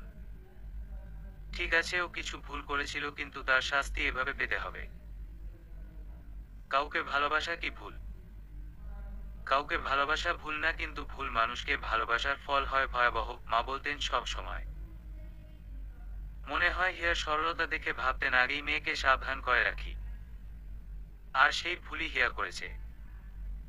আফসানা বেগমের ব্যবহার সহ্য করার মতো না। হিয়া শুনেছিল যে অনেক শাশুড়িরা আছে, খুব খারাপ থাকে, কিন্তু ও নিজের জীবনে যে এমন কিছু ফেস করবে ও ভাবতেই পারেনি। বিয়ের মাত্র 1.5 মাসের মাথায় ওরা মালদ্বীপ যায়। তার আগে পর্যন্ত ও নিলয়কে নিয়েই ব্যস্ত ছিল। আর পার্থকে এড়ানোর জন্য ওই কয়টা দিন হিয়া বাবার বাড়িতেই বেশি থাকতো। তখন কয়েকবার আফসানা বেগমের ব্যবহার খুব অদ্ভুত মনে হয়েছিল হিয়ার কাছে, কিন্তু তখন তত খেয়াল করেনি। কিন্তু মালদ্বীপ থেকে ফেরার পর থেকে প্রায় প্রতিদিনই উনি কোনো না কোনো বিষয়ে হিয়ার ভুল ধরছেন। প্রথম দিকে নর্মালি বলতেন, আস্তে আস্তে ধমকানো শুরু করলেন। আর গত কিছুদিন ধরে উনি বুঝে ফেলেছেন যে পার্থ আর হিয়া এক ঘরে ঘুমায় না। এরপর থেকে ওনার দুর্ব্যবহার চূড়ান্ত পর্যায়ে চলে গেছে। আর একটা মজার বিষয় হচ্ছে, পার্থ বাড়িতে আসলে উনি হিয়ার সাথে খুবই ভালো ব্যবহার করেন। এমনকি পার্থর কাছে হিয়ার প্রশংসাও করেন। হিয়া কয়েকবার ভেবেছে ও পার্থকে সব বলে দিবে, কিন্তু পরে ভেবেছে দরকার নেই। পার্থ হিয়াকে কোনোদিনও বিশ্বাস করবে না। হিয়া একটি ইংলিশ মিডিয়াম স্কুলে চাকরি করে, বিয়ের আগে থেকেই করত, বিয়ের পর আর ছাড়েনি। পার্থও চায় ও কিছু তো বিজি থাকুক। সকালে হিয়াকে ওর স্কুলে ড্রপ করে পার্থ অফিসে চলে যায়। হিয়ার স্কুল 3টা পর্যন্ত বাসা থেকে খুব বেশি দূরে না, তাই ছুটির পর কখনো রিকশায় কখনো বা হেঁটে বাসায় চলে আসে। দিনের ওই অতটুকু সময় ও একটু শান্তিতে থাকে, আর বাসায় আসার পর থেকে পার্থ আসা পর্যন্ত বাকিটা সময় হিয়ার কাছে দুর্বিষহ মনে হয়। হিয়া যতই নীরব থাকুক, জবাব না দিক, সহ্য করুক, তাতে কিছু যায় আসে না। আফসানা বেগমের প্রিয় কাজ হয়ে গেছে এখন হিয়ার সকল কাজে ভুল ধরা। হিয়া গোসল করে বের হলে বলবে। হিয়া নাকি এত সময় নিয়ে গোসল করে যে ওর জন্য ট্যাঙ্কির পানি সব শেষ হয়ে গেছে। ওর জন্য ওনার আবার কারেন্ট খরচ করে মোটর ছেড়ে পানি উঠাতে হবে, না হলে ভাড়াটিয়ারা কমপ্লেন করবে।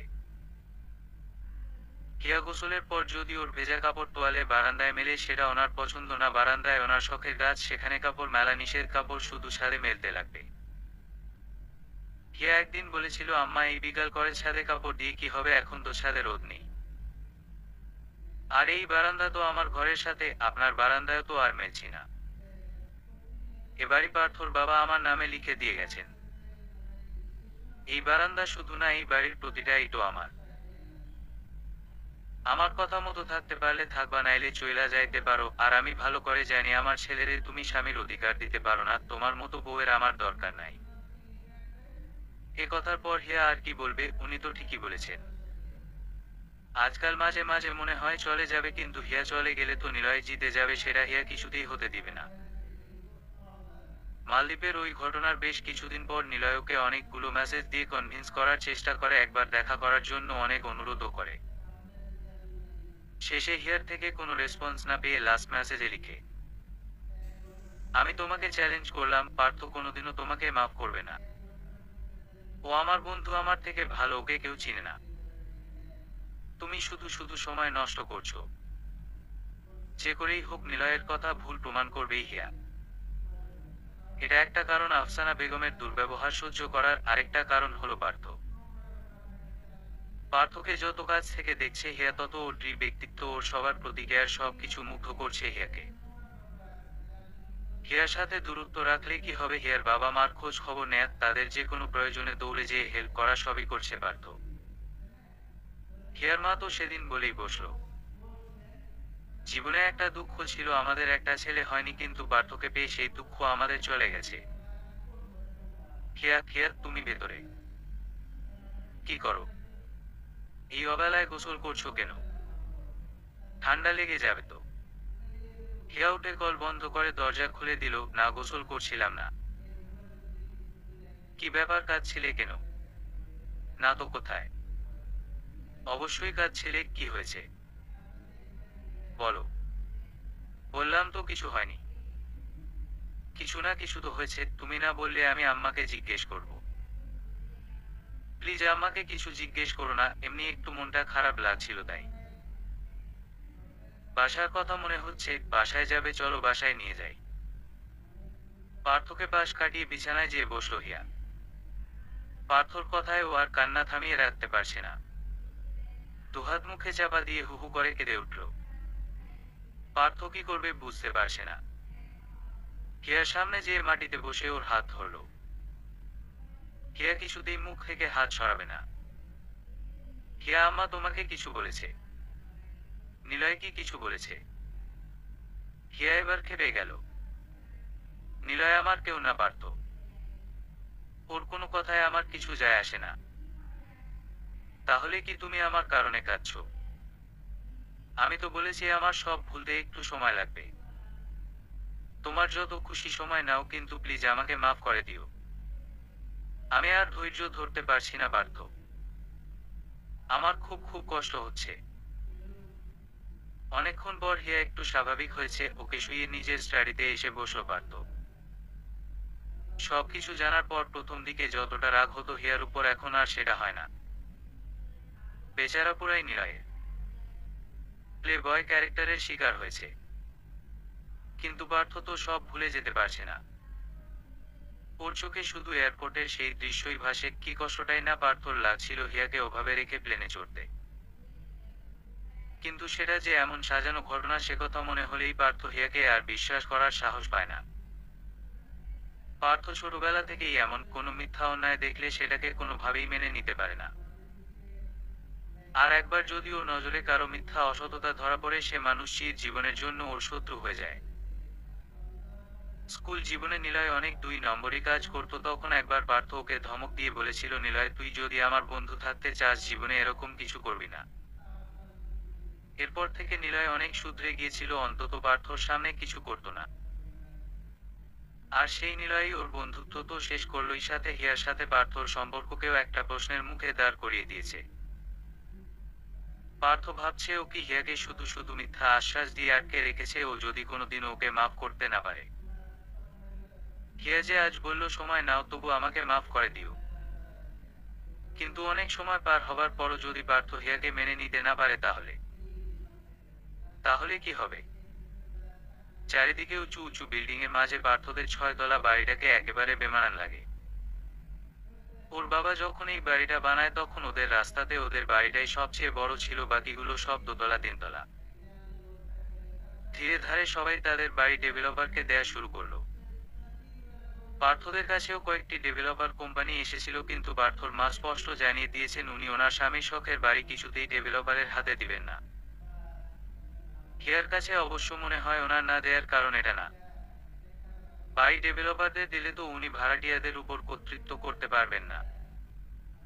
6 তলা বাড়ির প্রত্যেক তলায় 2টো করে ফ্ল্যাট, শুধু নিচের তলায় এক পাশটায় ফ্ল্যাট, অন্য পাশে গ্যারেজ। পার্থরা থাকে 3 তলার এক সাইডে। আরেক সাইডের ফ্ল্যাটে পার্থর এক খালা থাকেন। হিয়ার বিয়ের কিছুদিন আগে নাকি এসেছেন। উনাদের বাড়ি বরিশাল।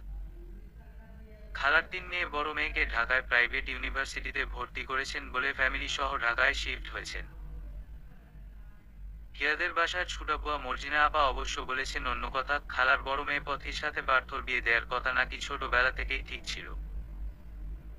কিন্তু পার্থ এগুলো পছন্দ করে না।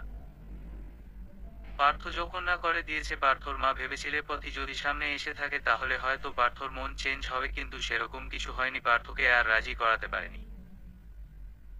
মর্জিনা আপার কাছে এ কথা শোনার পর হিয়ার মনে হয়েছে কথাটা সত্যি, আর এজন্যই হয়তো উনি হিয়াকে সহ্য করতে পারেন না। হিয়ার জন্যই তো উনি উনার পছন্দের মেয়েকে ছেলের বউ করে আনতে পারেননি। আফসানা বেগম চায়ে চুমুক দিয়েই বললেন, চা অনেক করা হয়েছে। নালিকা, ঠিক আছে আপা, আমারটায় মনে হয় ভুলে চিনি দিয়েছে, আমি তো চিনি খাই না। না খালা চিনি না ডায়াবেটিস সুগার পার্থ আমার জন্য গতকাল এনেছে। না ওসব আমার খেয়ে অভ্যাস নেই। সমস্যা নেই, আমি আবার বানিয়ে আনছি। বিকালে স্কুল থেকে আসার পর রুমে যেয়ে ব্যাগটা রেখেছে মাত্র আফসানা বেগম ডেকে বললেন, চা বানাও, গেস্ট আসবে। গেস্ট মানে ওনার বোন, যিনি কিনা পাশের বাসায় থাকেন। এটা প্রতিদিনের রুটিন। সন্ধ্যা পর্যন্ত দুই বোন গল্প করে। গল্প মানে কোন ফ্ল্যাটে কার বাসায় কি হয়েছে সেসব কথা। এর মধ্যে তাদেরকে 2-3 বার চা দেয়া লাগবে, প্রত্যেকবার ফ্রেশ বানিয়ে দিতে হবে। সেই চাও পারফেক্ট হতে হবে, খুব কড়া হওয়ার যাবে না, আবার হালকাও না।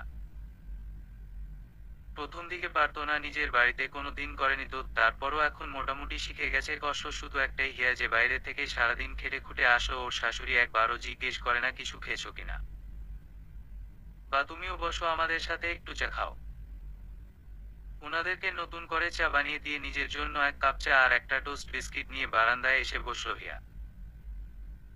নিজের বাড়িতে যখন এমন স্কুল থেকে আসতো ব্যাগ রেখেই বিছানায় শুয়ে পড়তো। মা বারবার ডাকতো, ওঠ হিয়া, কাপড় চেঞ্জ কর, হাত মুখ ধুয়ে খেতে আয়। কে শোনে কার কথা। একটু পরিমা ভাতের প্লেট নিয়ে বিছানায় চলে আসতো। অন্তত মুখটা ধুয়ে আয়। কি রান্না করেছো? তোর প্রিয় খাসির মাংস। মুখ হয়ে আছে, তাড়াতাড়ি দাও, অনেক খিদে পেয়েছে। মার হাতে 2 প্লেট ভাত নিমিষে খেয়ে ফেলতো। এরপর মা বলতে থাকতো, দেখছিস পেটে কত খিদা ছিল, না খাওয়ালে খিদা নিয়েই শুয়ে থাকতি, এভাবে করেই গ্যাস্ট্রিকের সমস্যা হয়। আজকাল হিয়া খিদা নিয়েই থাকে, তবে শুয়ে থাকে না। যখন তখন আফসানা বেগম রুমে চলে আসেন, আর অবেলায় বিছানায় শোয়া উনি একদমই পছন্দ করেন না। নিজের ভাবনায় ডুবে ছিল হিয়া। হঠাৎ কলিং বেলের শব্দে চমকে উঠল। পার্থ এসেছে। এই একটা মানুষকে দেখলেই ওর সব কষ্ট চলে যায়। দৌড়ে যেয়ে দরজা খুলল। না পার্থ না, পথি এসেছে। পথি ঢোকার পর দরজা বন্ধ করতে নিয়ে দেখে পার্থ সিঁড়ি দিয়ে উঠছে। এই ব্যাপারটা কিছুদিন যাবৎ লক্ষ্য করছে, যখনই পার্থ আসে তখনই পথি আসে। একবার দুবার হলে কাকতালীয় হয়, কিন্তু বারবার হলে সেটা অবশ্যই কাকতালীয় নয়। হিয়া শিওর না, কিন্তু ওর মনে হয় পথি খুব সম্ভবত বিকালে বারান্দায় ওয়েট করে, যখনই পার্থর গাড়ি ঢুকতে দেখে তখনই চলে আসে। আসো আসো পথিমা, ভেতরে আসো। এত দূরে বসলে কেন, আমার পাশে এসে বসো। পার্থ জুতো খুলছে, হিয়ার দিকে তাকিয়ে হেসে জিজ্ঞেস করলো, কেমন কাটলো তোমার দিন? ভালো। পার্থ বাবা, দুপুরে লাঞ্চ ঠিক মতো করেছিস? কি খেলি আজ? পার্থদের অফিস থেকেই লাঞ্চ দেয়। বলছি আম্মা, আগে হাত মুখটা ধুয়ে আসি। পার্থ রুমে যেতেই আফসানা বেগম অপেক্ষাকৃত কম আওয়াজ করে খেকিয়ে উঠলেন, এই মেয়ে হাবার মতো দাঁড়িয়ে করছো কি? পথে আর পার্থর জন্য চা আনো। আর শোনো, পুরানো পাতি ফেলে পাতিল ভালো করে ধুয়ে বেশি করে দুধ দিয়ে বানাবাত। তোমাকে না বলে দিলে দেখা যাবে আধোয়া চায়ের পাতিলে আবার চা বসিয়ে দিয়েছো। এরকম কি কখনো করেছি আম্মা? করনি, করতে পারো। যাও যাও, তাড়াতাড়ি করো। হিয়া রান্না ঘরে এসে চা বসালো। পাতিল আগেই ধুয়ে রেখেছিল। জীবনে কোনোদিন কেউ ওর সাথে এমন করে কথা বলেনি। চায়ের দুধ নাড়তে নাড়তে কিছুতেই চোখের পানি ধরে রাখতে পারছে না। হিয়ার চোখ থেকে টপ টপ করে পানি ঝরতে লাগলো। তারপর খালাম্মা বলেন, কি অবস্থা, কেমন আছেন?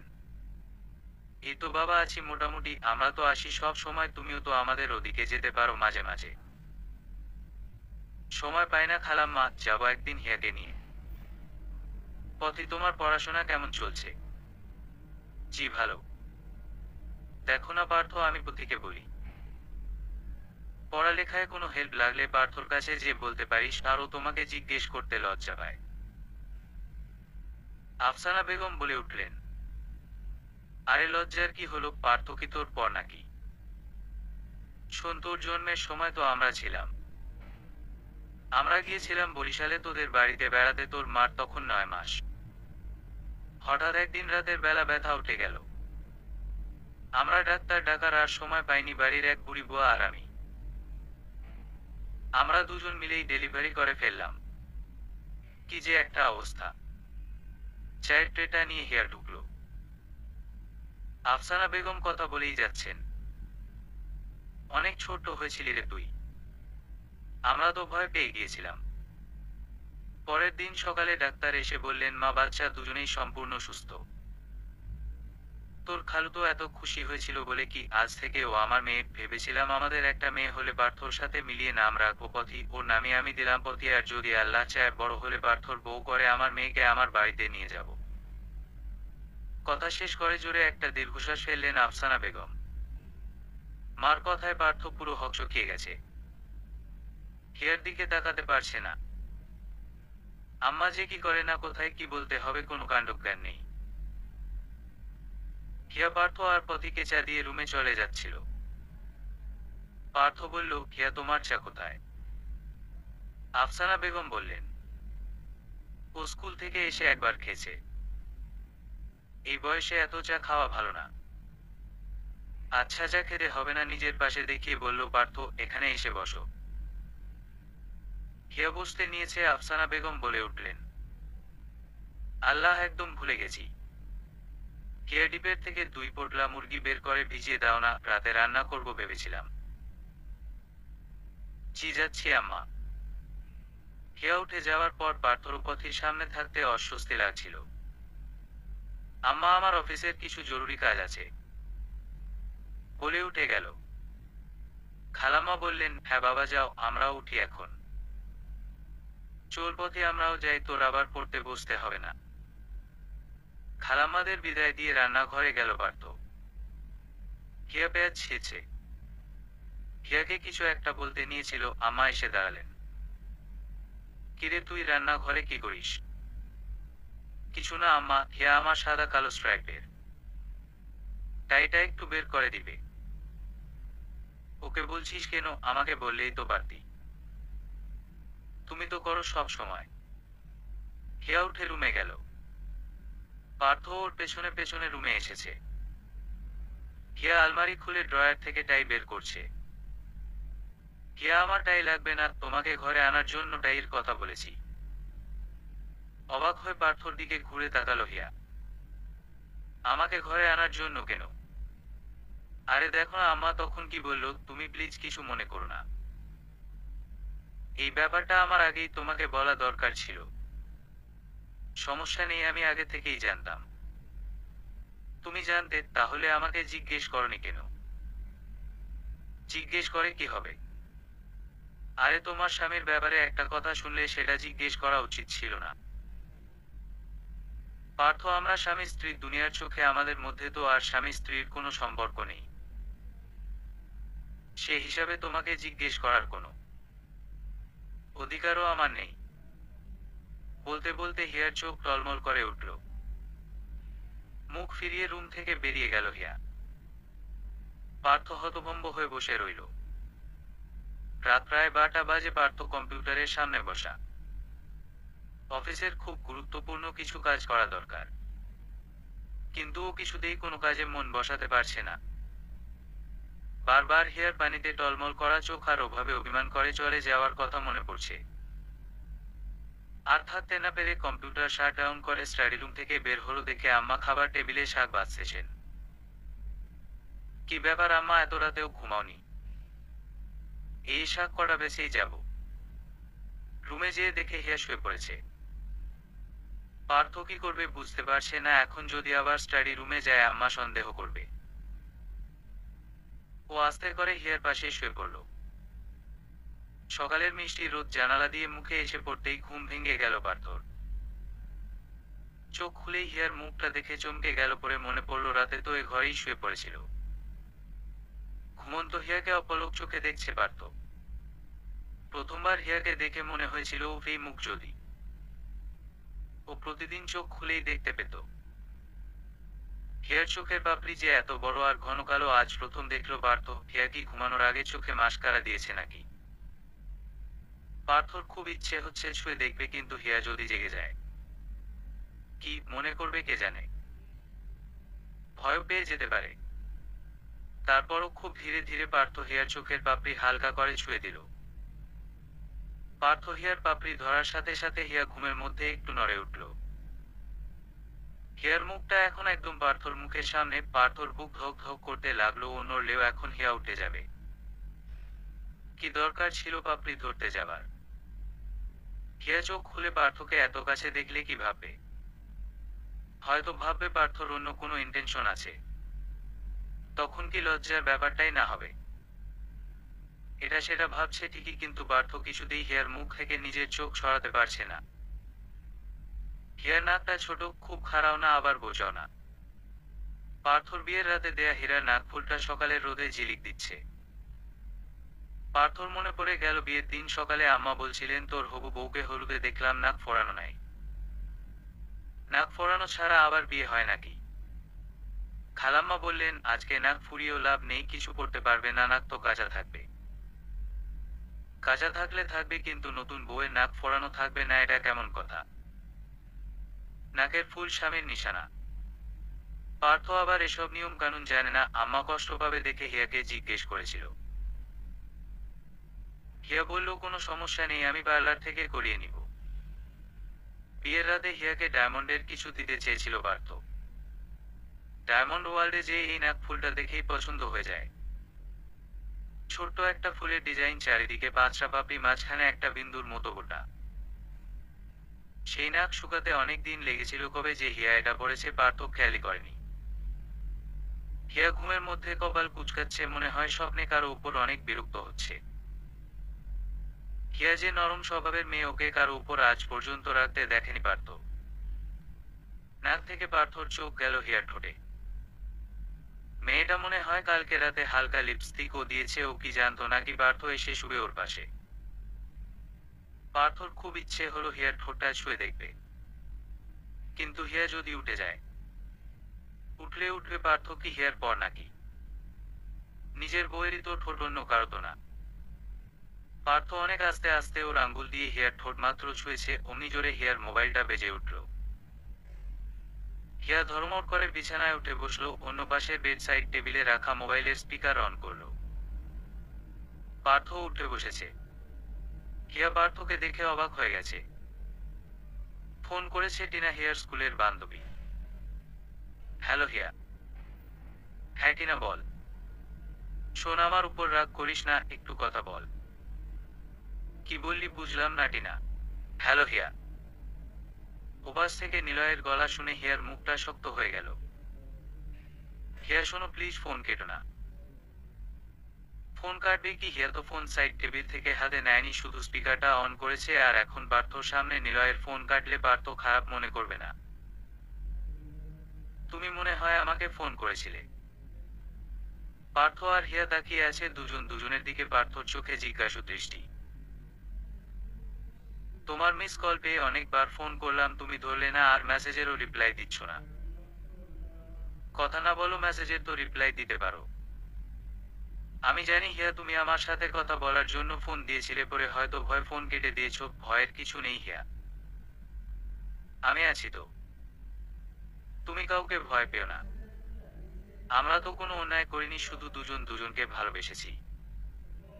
হিয়া হতভম্ব হয়ে বসে আছে। পার্থ উঠে ফোনটা হাতে নিল। নিলয়, এখন থেকে আমার ওয়াইফের সাথে কথা বলতে হলে আমাকে ফোন দিস, ও কথা বলতে চাইলে আমি দিব। কিন্তু টিনা বা টিনার মতো অন্য কাউকে ইউজ করিস না।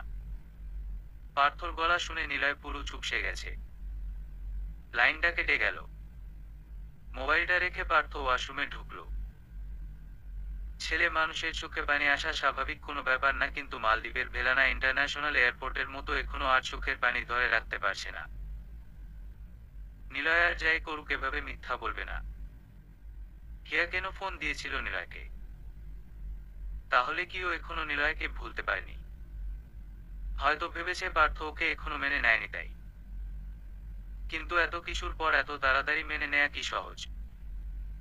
ও কোন হিয়াকে মেনে নিবে যে এখনো কনফিউজড? বুঝে উঠতে পারছে না পার্থর সাথে সংসার করবে নাকি নিলয়ের কাছে চলে যাবে। পার্থর রাগ লাগছে নিজের উপর। ওর কেন এত কষ্ট হচ্ছে? হিয়া বুঝতে পারছে না। ও পার্থকে কি বলবে? কয়েকদিন আগে ওর খুব মন খারাপ ছিল।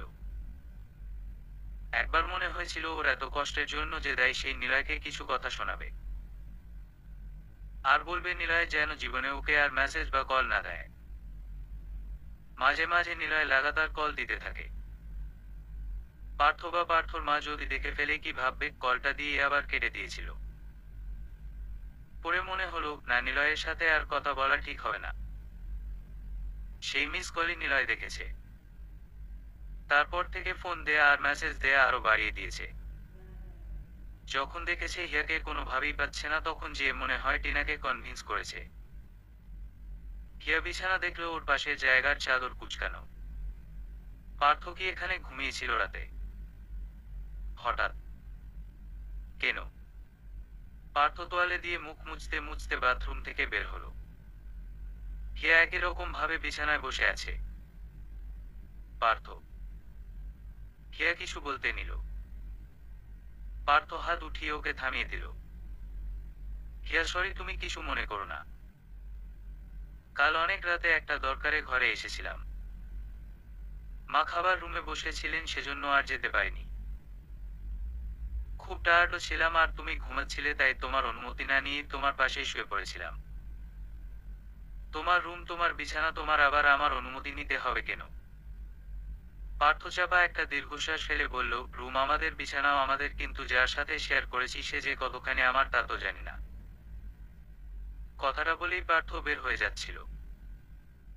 হিয়া তাড়াতাড়ি বিছানা থেকে নেমে পার্থকে আটকালো। প্লিজ 1 মিনিট দাঁড়াও, আমার কথা না শুনে তুমি যেতে পারবে না। হিয়া, সরো, আমার কিছু শোনা লাগবে না। কিন্তু আমার বলা লাগবে। আম্মা দরজায় ধাক্কা দিচ্ছেন। কিরে, তোরা আজ উঠবি না? হিয়া, সরো, আম্মা ডাকছে। না, সর্বনাথ, তুমি এ ঘর থেকে বের হলে সারাদিন আর তোমাকে একা পাবো না, আমাকে 5-4 মিনিট দাও প্লিজ। পার্থ বিরক্ত হয়ে এসে বিছানায় বসল। নিলয় আমাকে কন্টিনিউয়াসলি ফোন দিচ্ছিল আর মেসেজ করছিল। এমন একটা অবস্থা, আমার সব সময় ফোন সাইলেন্ট দিয়ে রাখতে হয়, এমনকি ইম্পর্টেন্ট কলও মিস হয়ে যাচ্ছিল।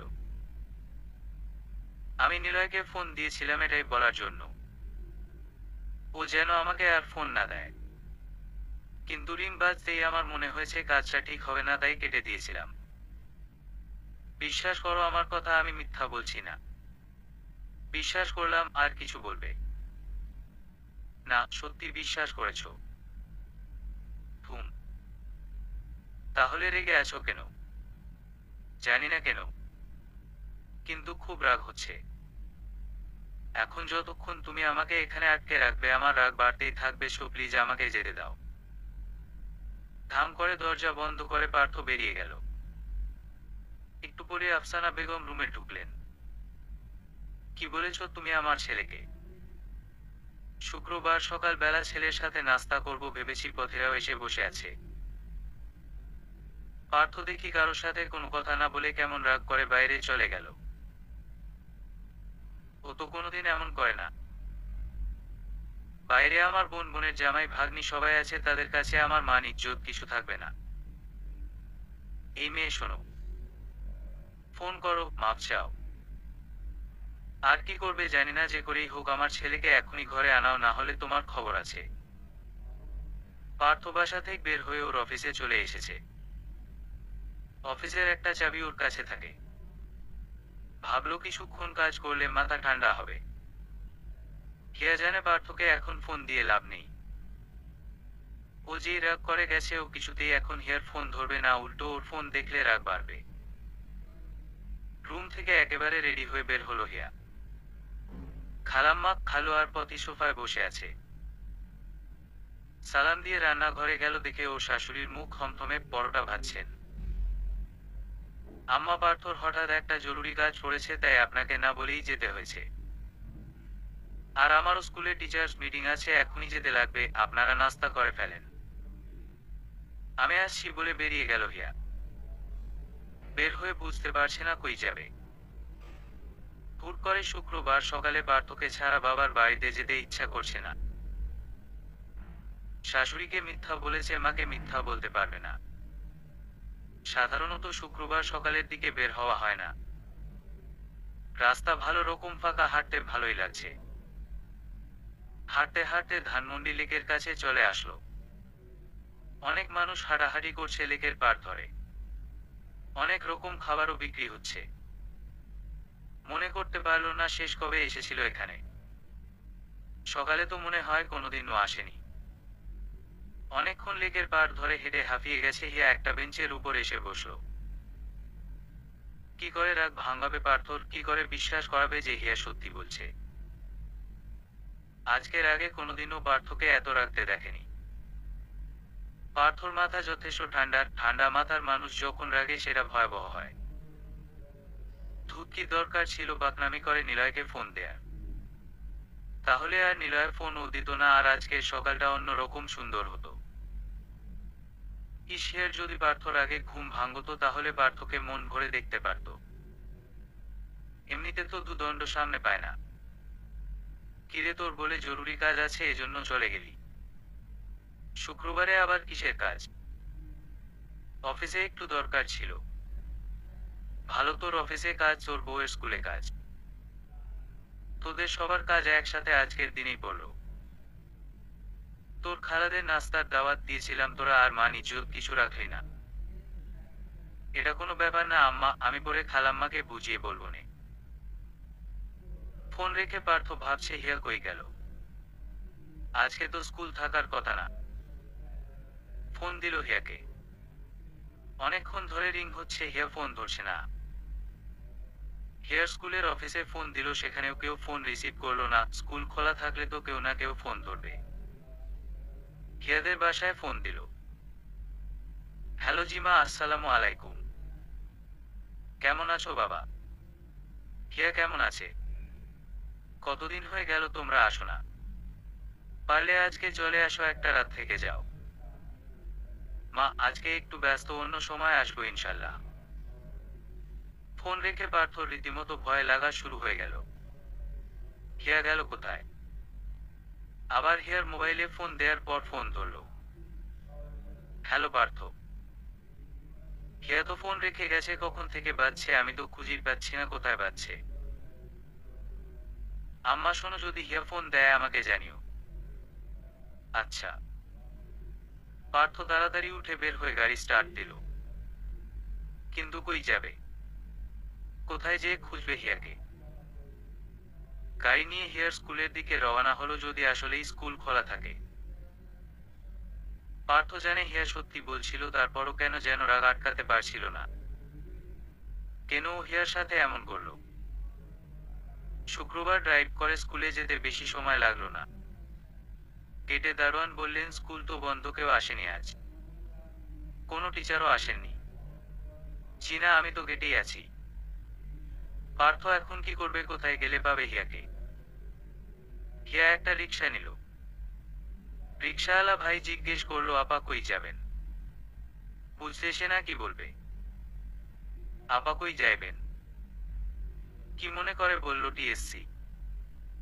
টিএসসিতে নেমে কিছুক্ষণ ঘোরাঘুরি করলো। সবাই দলে দলে বা জোড়ায় জোড়ায় আড্ডা মারছে।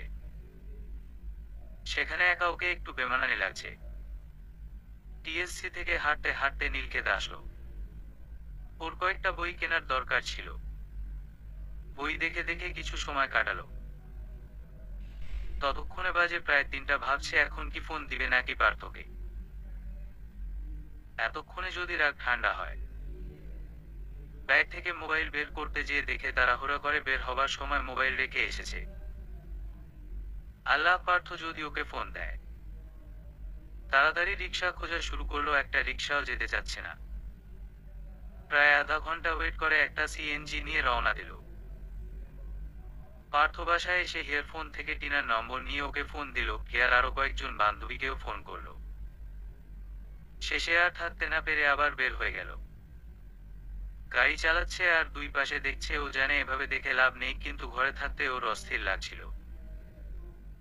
পার্থ জানতো হিয়া মিথ্যা বলেনি, আর টিনার ফোন নম্বর নেয়ার সময়ও হিয়ার মোবাইল ঘাঁটতে গিয়ে দেখলো আসলেই হিয়া সত্যি বলেছে। পার্থ সন্ধ্যা পর্যন্ত এদিকে ওদিকে খুঁজলো হিয়াকে। কিচ্ছু বুঝতে পারছে না কি করবে। হিয়া যদি বাসায় যেত, আম্মা তো ফোন করে বলতো, তারপরও ভাবলো বাসায় যেয়ে দেখি। হিয়া বাসায় যেয়ে দেখে দরজা তালা। আম্মা মনে হয় খালাম্মার সাথে বাইরে কোথাও গেছেন। পার্থও দেখে আসেনি। ও সিঁড়িতে চুপচাপ বসে রইল। খুব খিদে পেয়েছে আর কেমন যেন গা কাঁপছে। জ্বর আসছে মনে হয়। সকালবেলা লেকের পারে ভালো ঠান্ডা ছিল। পার্থ বাসায় এসে দেখে দরজা তালা। তাহলে তো হিয়া বাসায় আসেনি। ভয়ে ওর পুরো শরীর হিম হয়ে গেল। মনে হচ্ছে মাথা ঘুরে পড়ে যাবে। ভাবলো অনেকক্ষণ হয়ে গেছে এখন। পুলিশ স্টেশনে যেতেই হবে। সিঁড়ি দিয়ে নামতে যেয়ে দেখে হিয়া চারতলায় যাওয়ার সিঁড়িতে হাঁটুতে মুখ গুজে বসে আছে। হিয়া হিয়া সরি বসে থাকতে থাকতে চোখ লেগে গেছে। খালাম্মাদের বাসায় যে বসনি কেন? এমনি ভাবলাম আম্মা চলে আসবে শুধু শুধু আর ওনাদের কষ্ট দিব কেন? হিয়াকে হাত ধরে উঠালো পার্থ। কি ব্যাপার, তোমার হাত এত ঠান্ডা কেন? কতক্ষণ ধরে বসে আছো এখানে? কপাল ধরে দেখে হিয়ার গা জ্বরে পুড়ে যাচ্ছে। হিয়া তোমার তো অনেক জ্বর। হিয়াকে ঘরে এনেই আগে প্যারাসিটামল দিল পার্থ। শুয়ে পড়ো তাড়াতাড়ি। আমার কিচ্ছু হয়নি, সকালে বের হয়েছিলাম তো তাই গা জ্বর জ্বর লাগছে। না হোক তবু তুমি শো, আমি ফ্রেশ হয়ে এসে দেখছি খাবার কি আছে। একদম উঠবে না আমার কসম। আরে কে আশ্চর্য! পার্থ ঠিক মার মতো বিছানায় খাবার নিয়ে এসেছে। হিয়ার প্রিয় ইলিশ মাছের পায়না খোলা দিয়ে ভাত। পার্থ তুমি কিছু খেয়েছো সারাদিন? না। তাহলে তুমিও খাও। ঘুম খাবো, আগে তুমি খেয়ে নাও তারপর খাবো। না একসাথে খাই আসো। অনেক সুন্দর করে মাছের কাটা বেছে পার্থ হিয়াকে খাইয়ে দিল। হিয়ার পেরাপেরিতে এক দুইবার নিজেও খেলো। যাও তুমি আরেকটু ভাত নিয়ে খাও। খাবো, তুমি চিন্তা করো না, তুমি শো। খাবারের প্লেট সিঙ্কে রেখে হাত ধুতে ধুতে পার্থ ভাবছে আজ যখন হিয়াকে খুঁজে পাচ্ছিল না ওর মনে হচ্ছিল ও কি যেন হারিয়ে ফেলেছে। কেমন যেন শূন্যতায় ভরে গিয়েছিল ওর বুকের ভেতরটা। ও তো শুধু শুধু এতদিন হিয়াকে দূরে সরিয়ে রেখেছিল। হিয়াকে মেনে নিবে কি? হিয়াকে ছাড়া তো এক মুহূর্তও কল্পনা করতে পারে না পারত। ঘরে ঢুকে দেখে হিয়া ঘুমিয়ে পড়েছে। কপাল ধরে দেখলো জ্বর ছেড়েছে। জিগাতলার বড় বড় হাই রাইজ বিল্ডিং এর মাঝে বেমানানো 6 তলা বাড়িতে আজ আরেকটা শীতের সকালের মিষ্টি রোদ এসে পড়েছে পার্থ আর হিয়ার নতুন ঘরে। নতুন ঘর এজন্য যে এতদিন এটা ঘর ছিল প্রথমে পার্থর পরে হিয়ার, কিন্তু আজ এ ঘর ওদের দুজনার। আজ হিয়ার ঘুম ভাঙলো আগে দেখে ওর মাথা পার্থর বুকে। পার্থ ওকে জড়িয়ে ধরে শুয়ে আছে। সরতে নিল। পার্থ বলল, হিয়া অনেক ঠান্ডা, নড়াচড়া করো না। হিয়া মুখ উঠিয়ে পার্থকে দেখল। এই তুমি না ঘুমাচ্ছিলে? হিয়াকে অবাক করে পার্থ টুক করে ওর ঠোঁটে একটা চুমু খেয়ে নিল। তাড়াতাড়ি সরে যেতে নিল হিয়া। আম্মা ডাকাডাকি শুরু করবে। ছাড়ো, আমাকে যেতে দাও। হিয়াকে আরো কাছে টেনে আনলো পার্থ। ওর কপালে একটা চুমু খেয়ে বলল, আম্মা কেন? পুরো দুনিয়ার সব মানুষ এসে ডাকাডাকি করলেও আমার বউকে আমি আর ছাড়ছি না। সমাপ্তি।